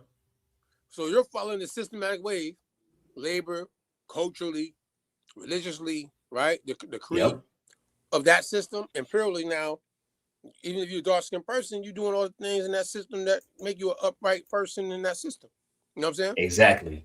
But then at the same time, things shifted. Obviously, we get to race theory. But prior to race theory, a person that was being discriminated against in the 15th century, based off those inquisitions and on papal decrees, dumb diverses and all that stuff we talked about last week, even, that was based off of race theory. Correct. Based off the systematic system of the imperial system, no matter what your complexion was, you bucking against that system, we on your ass. Now, that's simple. Pause. But either way, that's how that worked. You know what I mean? But in colonial confiscation, right? Virginia, 1705. So we in America, obviously, and consolidates earlier laws. The laws are being consolidated. Yep. To create this new system in the colonial America. Prior to the United States of America, and most of our ancestors were being impacted by this in North America prior to United States. Because this only Virginia. Yeah, Virginia. Right. I mean, but shout out to my people out of VA. I'm just keeping it real. Like, this is like foundation. Like everybody like to talk about Virginia. because of the House of Burgess, George Washington. There's a lot was going on there historically. Historically. You know what I'm saying? Shit, it was the biggest landmass they had. In 13 colonies, as Yeah. far as landmass, Virginia was a colony of money for them going north. Yeah, that was their best one because it was close enough toward the south to be able to have that type of land. Trade. You know what I'm saying? Yeah, because everywhere else wasn't really going to be hitting on shit. Hey, you dealing with them groups of people just in that area, but they're not controlling the trade of the major things on an industrial level. Yeah. Because what produces where in colonial time frame. Yeah. It's not coming out the northeast the way. No. It's not happening. You only got people coming in there. You ain't got really nothing going out. People that come in for refugee situations falling into that religious stuff. Yep. So what did white mean in 1705? Because this has been, there's a lot of assuming going on. So, because when we were getting ready for this, I was digging especially to find like a for sure definition that they was using for white. And it never said anything about skin. It never was like you can't find that at this time frame. All right. So right. It's just literally saying the people aren't being called white until America. That's why it's so prominent here in our country, because this development of this term being tied to development of race and manifest destiny and the ideology of supremacy and certain things is tied to our country. You know what I mean? Of how delineation, right, is taking place on a political, economic, and cultural level. You know what I'm saying? Yeah. But like you said, because at that time, the word Negro was around before the term white, Caucasian, and pale. Correct. As an identifier within that system. Them people are coming from their systems, even if they rebelled or not, they're still identified as the actual nation that they got deported from. They're not being looked at as white. You know what I mean? You are part of this imperial system. And you know what I mean? Contract-wise, this is the position you in. So however, foreigners that are living in that system, like immigration we talk about today, like your ass ain't originally from that area, but you in that area, and you might have been in that area. But from the Roman standpoint, from the Roman imperial standpoint, they're still saying, we know your ass ain't from here. Yep. So either way, whiteness appears through privileges, punishment, rules, testimony, and status. Race becomes visible through what law protects versus restricts. You know what I'm saying? Status is enforced social, and legally, not scientifically. You can slide up. Yeah, so then we got another variation, 1740, South Carolina with the Negro Act. So it passed after that Stono Rebellion. Okay, so now they're trying to tighten up on where they standing with this whole, with they Negroes that came over through trade. Once again, still not black. Okay, so it's determining your status based on this, where you get a status from the mother. All right, so it's restricting the movement of the enslaved. So now you're talking labor laws is essentially what's happening here. You got a tightening of labor laws that are happening to say, hey, look, we need to do X, Y, Z to be able to have a system to ensure that we can keep track of our labor. It's basically what they're saying. They want to rebel because just like right now, every business is not the same. You go work for one business, they may treat you like shit. You go work for another, they treat you like gold. Same thing was happening then. That's not a new thing. It's just that we've been put in this Hollywood mind frame of what we think business to be back then. And everything was whips and chains and, all that there the whole time. They just trying to figure out how is we going to enforce these laws against people in this land that don't own anything. It's hard to keep folks in control. They're going to want to rebel. That's real life. You know what I'm saying? So this kind of way they was at with the Negro Act, there's just another iteration. But once again, it still is not getting to your skin color. This is the part that even at this very point, it's not all about what you look like. Because remember, we can't have it both ways. If we go here and we know the truth that before in the Civil War, the majority of people was not white here. We can't then go and say everything that happened with these statuses was also white because we contradicting ourselves. You see what I'm saying? So at this time, who were just not saying that the skin color of who these Negroes were, but we can assume that we would have been the majority owners of said slaves and also would have had the majority of so-called enslaved people, but not because they are being mistreated. It's because we own the land. So we trying to make sure our own workers act a certain way. Because remember, every time they show you these rebellions, they tell you flat out it was not just black people, it was a mix. Black people and white people who was both enslaved, indentured, whatever their specific situation is, on the same piece of land. All right. So that just is what it is. What you got on it, Matt? I mean, shout out to John Brown. Yeah. Them little Indians or two little Negroes, right? It wasn't about, it was about the system at the time. Like, yo, we already know the system that's calling this within this. Yeah, all right, but no, we ain't liking what you're doing. Denmark Valley and Gullah Jack at the time frame of Morris Brown. They Gullah. This is before Morris Brown left and went and got with Richard Allen and became the second bishop of the AME. You know what I'm saying? This is showing you politics at hand. It's just not about just more like how we did race and we just we don't. No. At that time, bro, our people were a lot more mature to understand the systematic law system that they were being governed by, and the status of being labeled Negro or Black. You know what I'm saying? Imperial system. And what redemption meant, what exile meant, because our heritage is tied to exile and redemption. By the way, some people they want to call it reparations. However, declares. That word, let's give him that word. Can we give him that word right there? Monte, I sent it to you. Yeah, I got it. Hold on. Yep. Because I pronounce his word. Heredity. Hereditary. Yeah, hereditary. Oh, so the word you want to show it hereditarily. Yeah, hereditarily, but it's still there in that context of what we're talking about. So that needs to be laid out in that kind of way based on what we're talking about. So slide down a little bit. Should I slide down this one? I was going to show this little. Oh, they see the definition. I don't care. I want you to know what I'm saying. We all the same page, and I don't mind mispronounce things. You know what I'm talking about? Yeah, this the only one that got up here though. When I tapped into it though, it gave me way more than that though. I don't know why. I don't know. Maybe it's what's my eyes, cataracts.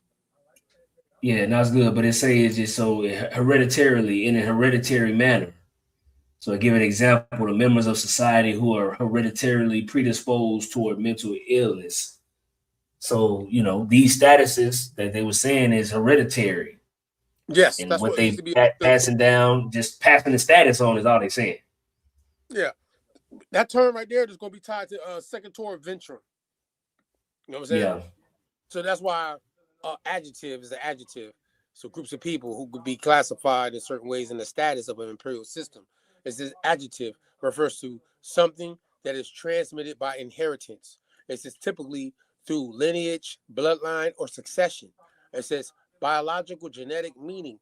In medicine and genetics, hereditary describes a trait or conditions passed from parents to offspring through DNA. You see how that's why that DNA shit be coming up now today.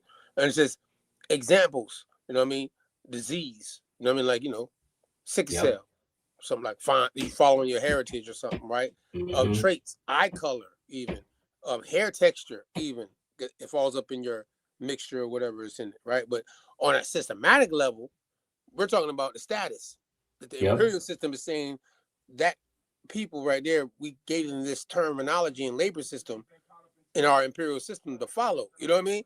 Labor wise, ain't got nothing to do with the mixtures or anything, really. Right. If you're in that labor system. But either way, declares. So 1850 census, where the decision power sits, Congress authorizes the census framework. Secretary of the Interior must supply blanks, printed instructions, meaning the category system is implemented through administration. All right. So the law, the forms, the instructions, the counting, enumeration are all tied to an imperial system. And to debate anybody about what an imperial system calls you is not autonomous. Exactly. And Black today so, America, by the way. yeah, so check this out. So this is where, so in 1850, this which is crazy, the timing, but nothing is a coincidence. This is where you first start really seeing black.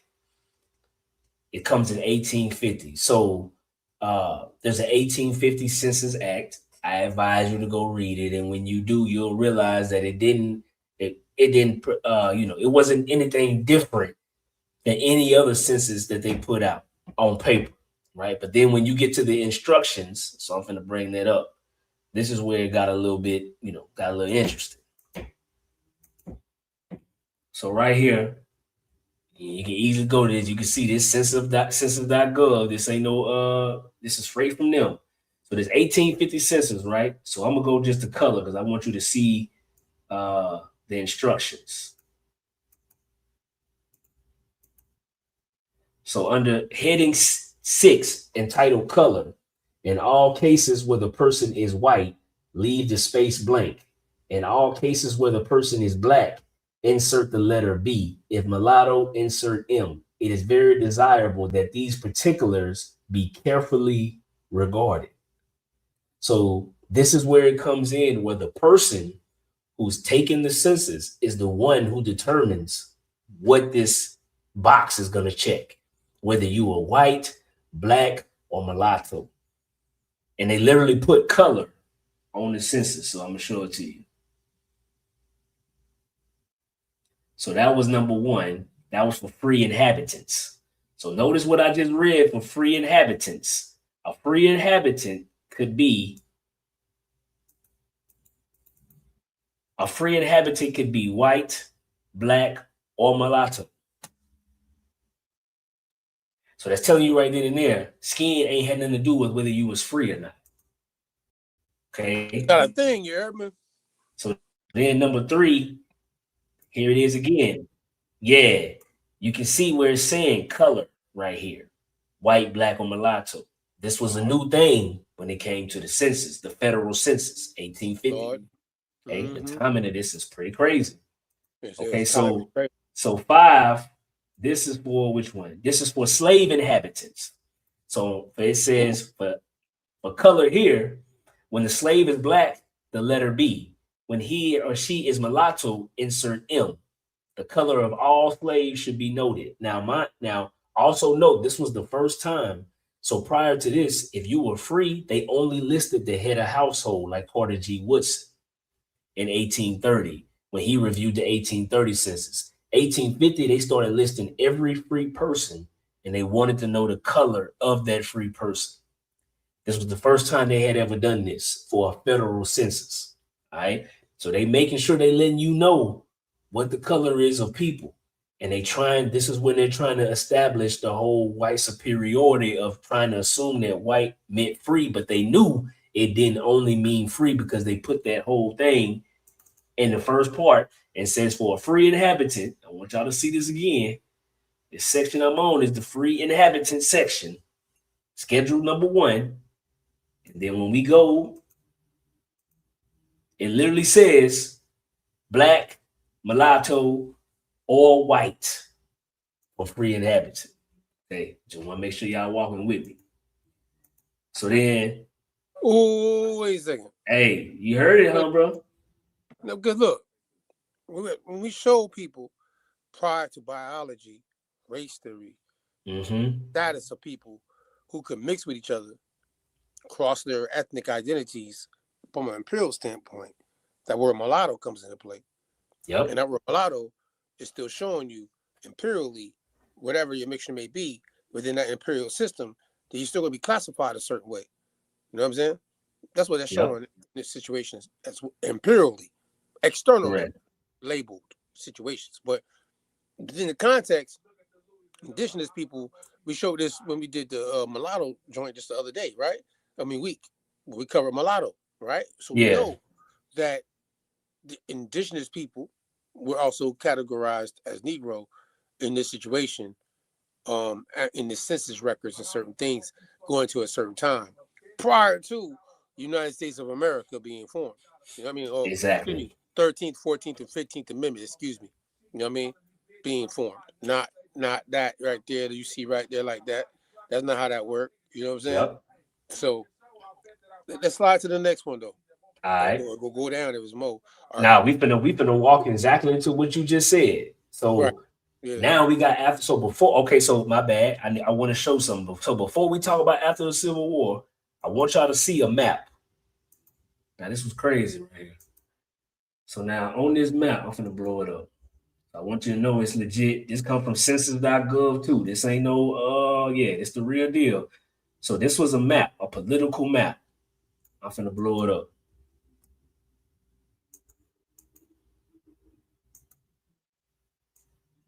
Let me see how good it look on y'all. Yeah.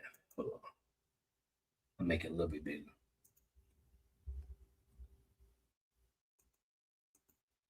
Damn. Okay, that's probably as big as I can get. So you ain't got to see the small details. I'm gonna read it to you, but you can go find the same thing if you just go Google 1850 political map of the United States on census.gov. All right, so now when you look at this, it's the comparative area of the free and the slave states. Now, none of y'all know about the compromise. Y'all know how they was mad at the South for basically saying y'all counting people that's not landowners, free inhabitants. Y'all including y'all slave population in y'all polling data, which is making y'all politically stronger. This is why these folks was mad, bro. So right now, this gray black area, whatever you want to call it, this is a slave holding area where they was counting for everybody, not just the landowners. That red area is the North who going against it. Clearly, you can see just by land mass who's more dominant in this situation. The green area is the stuff that's not even, this was westward expansion. This didn't happen till after the Civil War, so they ain't count none of this. They counted Cali and they counted this area. Now, mind you, where's the Democratic strongholds to this day? California and in New York. So part of the imperialist strategy came through the Democrat politically.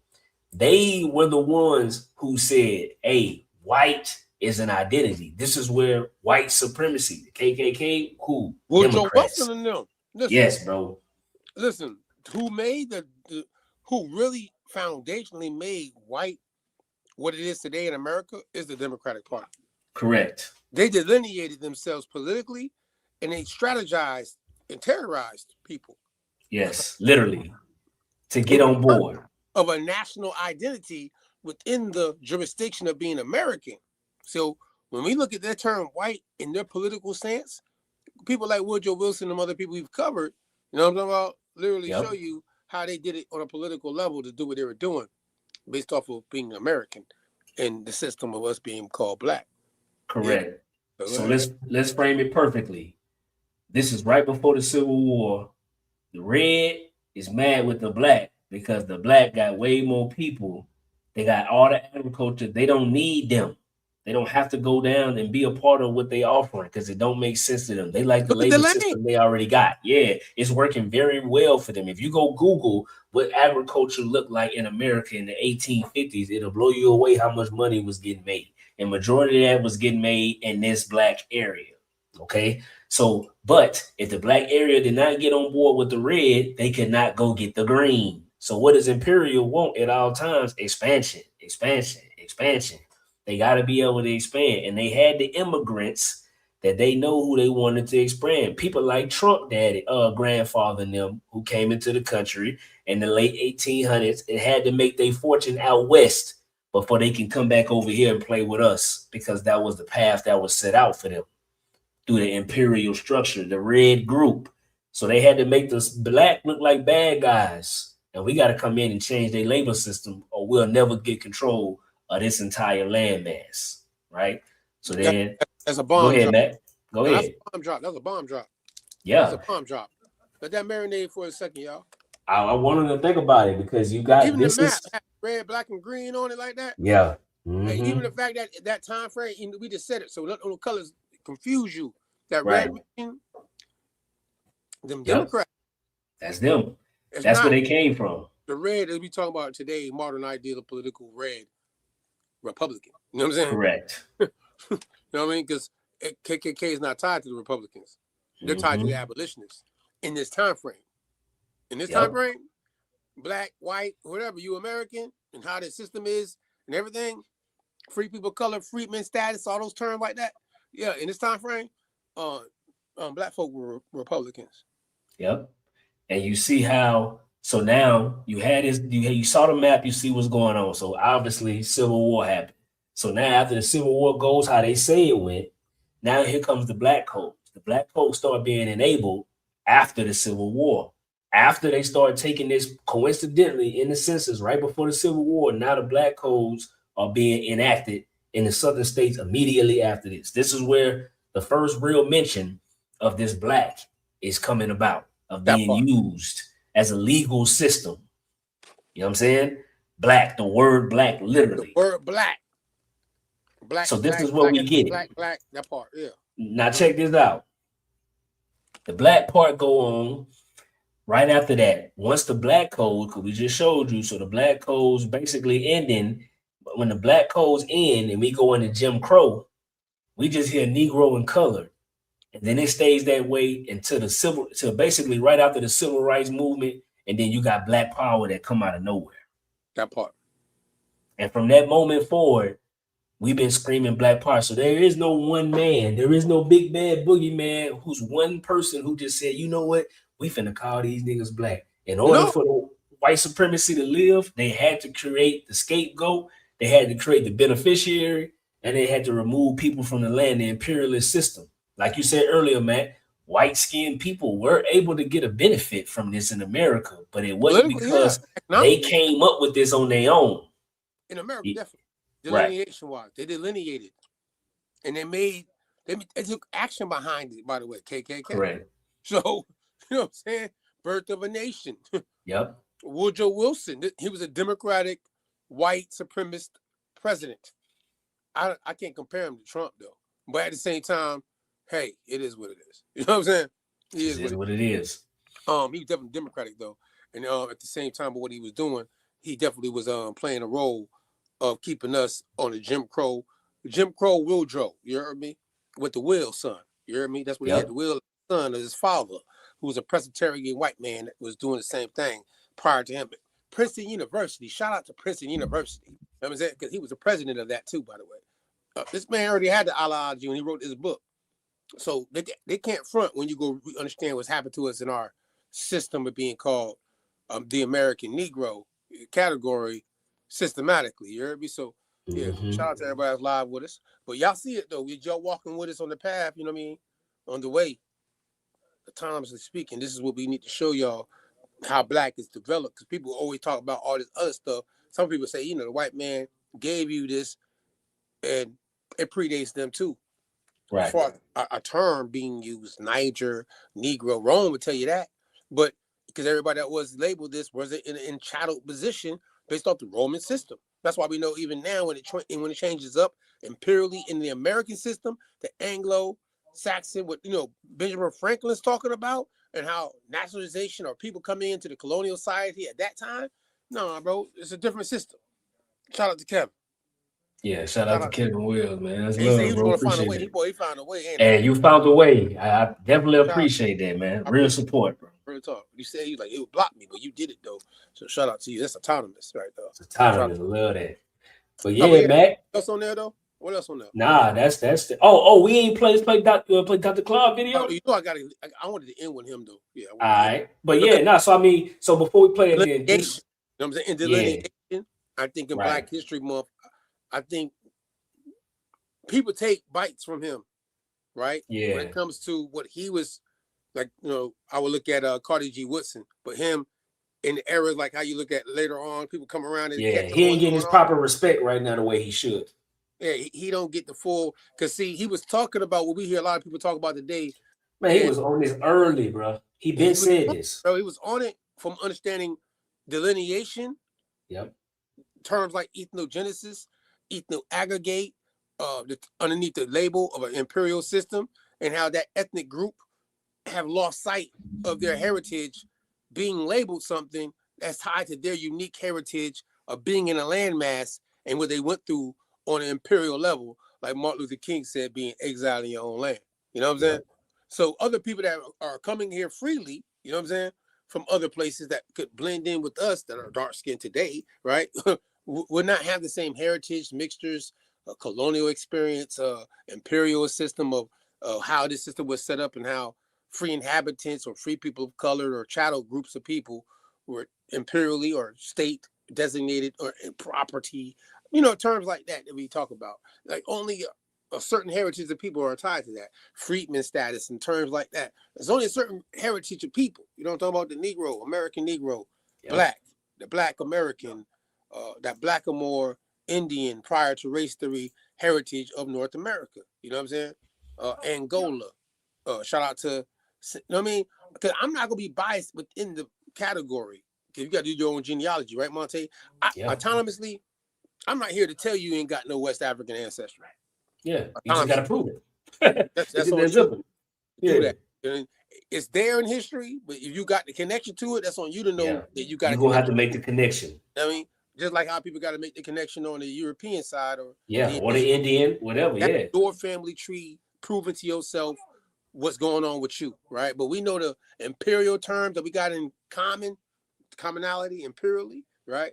We can't be debating about that and mixing the dope. You know what I'm saying? Like, I'm not going to debate with you about our freedman status that imperially was given to me. Right. Okay. That's not what we called ourselves, but we have a uniqueness to say that, yes, if you're a black, we share that experience of having that name. That experience. So if you're a person that came after this time frame and heritage, then you don't have that in common with my nationality. That's it. Yep. And I'm native to this bit. Anthropologically, not like saying I'm tied to the indigenous tribes, even if I have indigenous heritage. You know what I mean? Don't mean because of my mixture that I'm actually saying that, like how you got to prove you got ancestors from out of West Africa. You got to prove you got ancestors tied to those federal roles, those freedmen roles, and certain things. And if not, you can have indigenous ancestry and show that anthropologically your ancestry is tied to this land, but it don't mean you're tied to that system. See, since we're talking about systems, imperial system or tribal systems, right? And how that work, who's on the paperwork type shit. So shout out to everybody that's doing ancestry and Black History Month. No matter you might find, be autonomous about it. You know what I mean? Do it the autonomous way for your family to preserve what you need to preserve inside the imperial system today we call United States of America. You heard me? Yeah. I'm gonna play the Dr. Claude video. Tap in. About native blacks. And so that clearly sounds as if you are delineating native blacks versus someone that comes here from Bermuda or Jamaica or wherever they may they may come from that is black. That's right. And the purpose of that is what? Because you're on the surface, it would be like, hey, everybody here that's black gets treated a certain way. Why are you making that delineation? That is an excellent point. You know why? Because you see, those people coming in from Jamaica or coming in from Africa, they have not been treated like black folk in this country. That's the first thing. And secondly, historically, they haven't had those historical experiences. They come in here voluntarily. When they come in here, they bring some cultural aspects from Africa. They can go back anytime they want. But the black people in this country are exceptional people. Nobody's been mistreated, maltreated like them. The black folk are exceptional. They're the only people that came here forcefully, one. Two, they're the only people that denied their humanity. Three, they were the only people denied a right to enjoy the fruits of their labor. Four, they were the only people denied the right to participate in government. Five, they were the only people denied the right to vote. Six, they were the only people denied the right to have an education. Seven, they were the only people denied the right to have a business. Eight, they were the only people that participated in every war that this country has had since its founding, but whose mother country has never been against this country. All those immigrants come from countries where they fought America, and they came in. And there's seven, that they are the oldest and most patriotic people in the country. Not the Confederates in the South. They're not the most patriotic people waving the Confederate flag. The most patriotic people in this country are black people, native blacks, because you see 99% of all those blacks have been direct descendants of slaves. They've been here before 99% of all the other people ever arrived in this country. They are special people. And because they are special people, they need to be recognized, appreciated, and reparated for what they've done in this country and building this country. They're the ones that built the bridges, the roads, cut the timber, the trees, and cleared the land, raised the tobacco, cotton, indigo. They're the people that fought in every war to protect this country. The people coming from Africa or coming from Jamaica didn't. They came here voluntarily. And the most important point on this is if you lump them with black folk, then you give the dominant white society a justification to say we don't owe black folk anything. Because you see, the blackness that's native, the blackness, black people's blackness is more than just color. It is their heritage, it's their history, it's their code of conduct, and more importantly, it is their badge of honor, and it's what it symbolizes the indebtedness that this country has to them. This country does not have an indebtedness to people coming from Africa. They only have an indebtedness to people coming in from the Bahamas. If you lump black folk in there, you deprive black folk of the benefit, the debt that's owed them. Don't do that. Whew, you are. Hey, so you know, and Charles, you are definitely correct. I think with some of our elders, especially like Claude Anderson, like you can't always, they tiptoe, because I heard them say things about the Indians. They kind of tiptoe around this, but the intent of what he's saying. It's a difference between those of us who share the lineage to be here, no matter what you believe that portion may be, slave, indigenous, black, European, a mixture of all. He know that it's a difference between us versus somebody who new to this country within the last, after the Civil War type shit is all, That's what I'm talking about. Like, see, look, as we already covered in the last couple of weeks, the term mulatto and how Hugo Johnston and how the category Negro we showed today is a category term. It's not a national term. It's not an ethnic term. It's not a tribal term. It's an imperial term. Contracts and stuff are tied to the term. Where you might be native to, come into that is a different situation. So pay attention to that. You know what I mean? And don't let nobody excuse that. You hear me? Because I think people maybe get confused with that. You know what I mean? And yes, some of our people definitely be labeled colored prior to 1865 Emancipation Proclamation, which the Imperial Proclamation was made, right? To make an amendment to the Constitution based off the groups of people at that time. We ain't got time to be acting like, some of these people ain't come here on ships. Yes. Yeah. The dark-skinned people who are labeled Negroes, indigenous people who are labeled Negroes here in this land, that systematically, imperially were labeled this term prior to these time frames, prior to 1775, prior to 1865. But as Dr. Claude Anderson pointed out in the ethnogenesis of where we at today, in the immigration system of today, there's people that come from nations and situations that look like us in today's time that are not native. They're not going through those things. Natively speaking, birthright, nationality wise. And I ain't got no pressure with nobody, by the way, from anywhere else that look like me, that's coming from anywhere else. But as long as you come here legally, because I call them people on your ass, boy, I get them up out of here quick. Imperially and internally on this land, that's my heritage. You heard me? Autonomously speaking. You know what I mean? So you gotta pay dues, boy. We gonna get taxed. Your ass definitely gonna get taxed, boy. Hey, but Dr. Claude Anderson, go read his book, bro. Powernomics. You should take people, he's an economics first type of individual. And that right there, you can take his word for pretty much the gospel, because he talking that talk in that book. One of the best books. Yes, he know what he's talking about. He predicted this illegal immigration. He said how it was going to hurt black. He talked about all of this in the 90s. Right. You know what I'm saying? So we got to put some respect on his name. He ain't got to be no historian for us to be able to take bits and pieces for what we know to be true. But hey, shout out to Nicosia Lifestyle for the super chat, bro. Y'all been cutting up today, boy. Them taxes must hit, boy. Hey, it's going crazy. We been getting love. We appreciate y'all, man. We need it. We doing everything to do this independent media. Tell them, Matt, this shit ain't easy. Hey, tell them about this weekend, though. Coming up. Weekend, man. We turn it up, though, man. Yeah, we got Dr. Dixon in town. You know what I mean? And it's Maroonville weekend. We've been doing this weekend before all this happened. So just to build up what's happening in our community. Shout out to South Florida, Fort Lauderdale, Broward County 954. You know what I mean? If you in the 561-305, wherever the areas that you can get close to this weekend coming up. Obviously, the Sis Trunk Festival is that weekend. We've been just lining up with it. So on Maroonville weekend, shout out to Maroonville and what we've been doing with the Autonomous Party, the Autonomous Way. You heard me? The party. You heard me? We got this thing going on this weekend. We do a historical thing tied to Black history. We also, kind of gear up in a celebration going into spring, March 21st, New Year. You know what I'm talking about? Our New Year, 21st. Yep. So it's kind of like good weather, get away from the cold for a minute, and let's get on point. It's the Maroonville autonomous way of, like a retreat type vibe, where we're going to still respect the history and add things in at the same time, so we can have purpose in what we're doing autonomously. That's why it's about redemption, Gullah, you heard me? And it's your boy Mac Aether. It's the autonomous way. The harsh reality is live life autonomously, you heard? And hey, we don't see y'all next week. We're going to have footage from everything next week. So if we do pop up next week, it's a special situation. It's going to be special. I'm gonna say it like that because it's that crazy next week. Yeah. Monte, I'm going to say it now live. I don't know if I'm going to make it. It's going to be hard. It's going to be hard. But hey, the behind the scenes footage, we're going to make up for it. Promise you. Because I'm going to be live on location, getting everything recorded. We finna make it do what it do. So we're going to make sure we get the lecture. We're going to show y'all, us out in the streets too, with the people. We just ain't no historians. Now, don't get it twisted. Nah. I don't know why they thought that, though. I don't know why they thought that, bro. Hey, margaritas and reefer. Hey, we're going to be outside, man. You heard me? We outside. Shout out to Sis Trump, man. Celebrating we the ancestors. In next weekend. I'm trying to tell y'all ahead of time. Now I'm getting ready now, actually.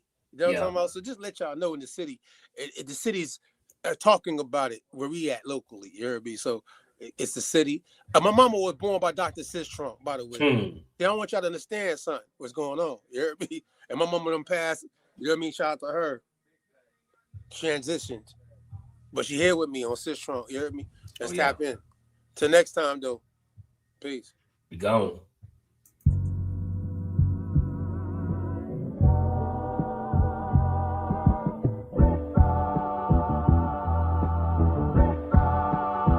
This could take quite a bit of time.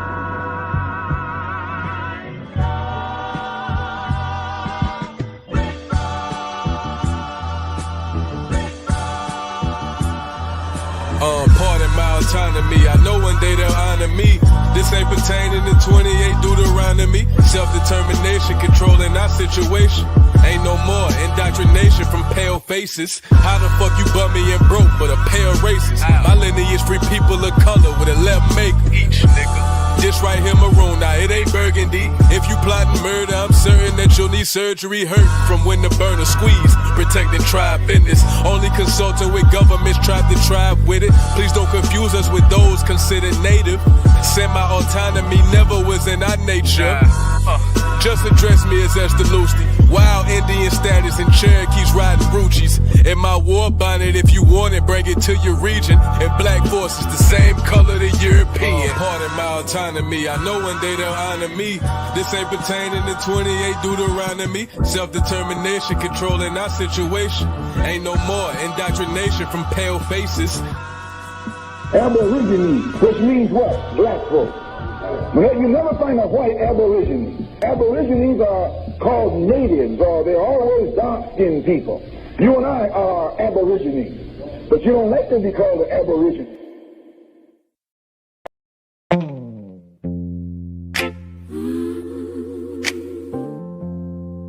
Yes, Lord. We left this truth in harmony. They feed the world with the money that we get. Yet our little ones cry with so much life to live. Life to live. Life to live.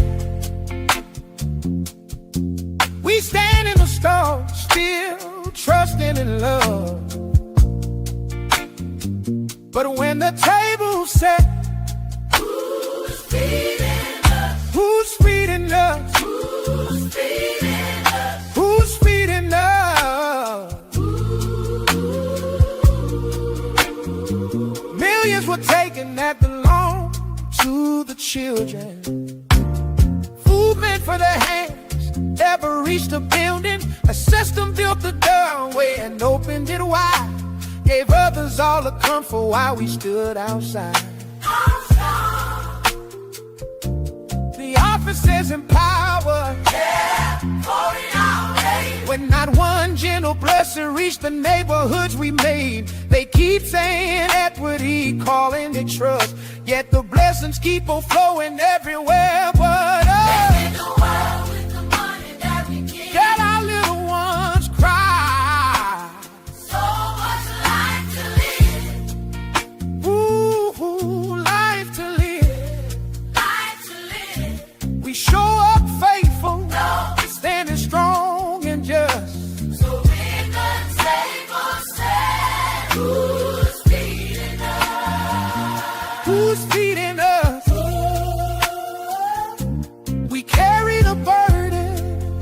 of taxes and patience. Still we watch our schools fade in desperation. Silence for the fraud when it happens far away, but scared hands eyes on us whenever we stray.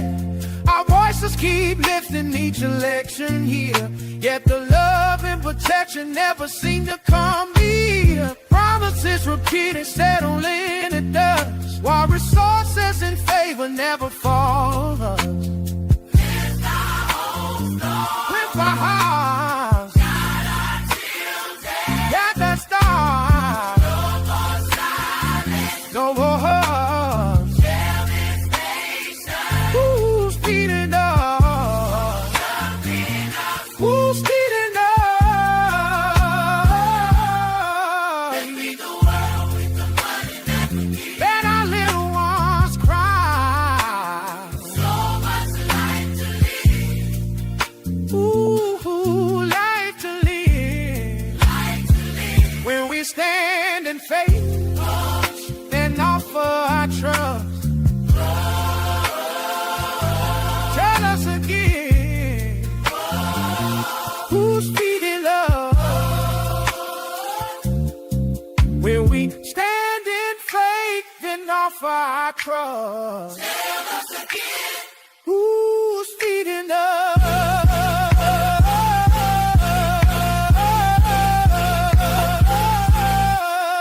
Who's feeding us? Who's feeding us? Who's feeding us? Who's feeding us?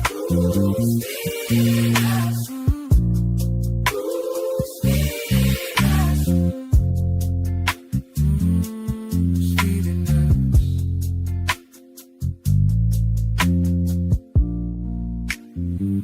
Who's feeding us?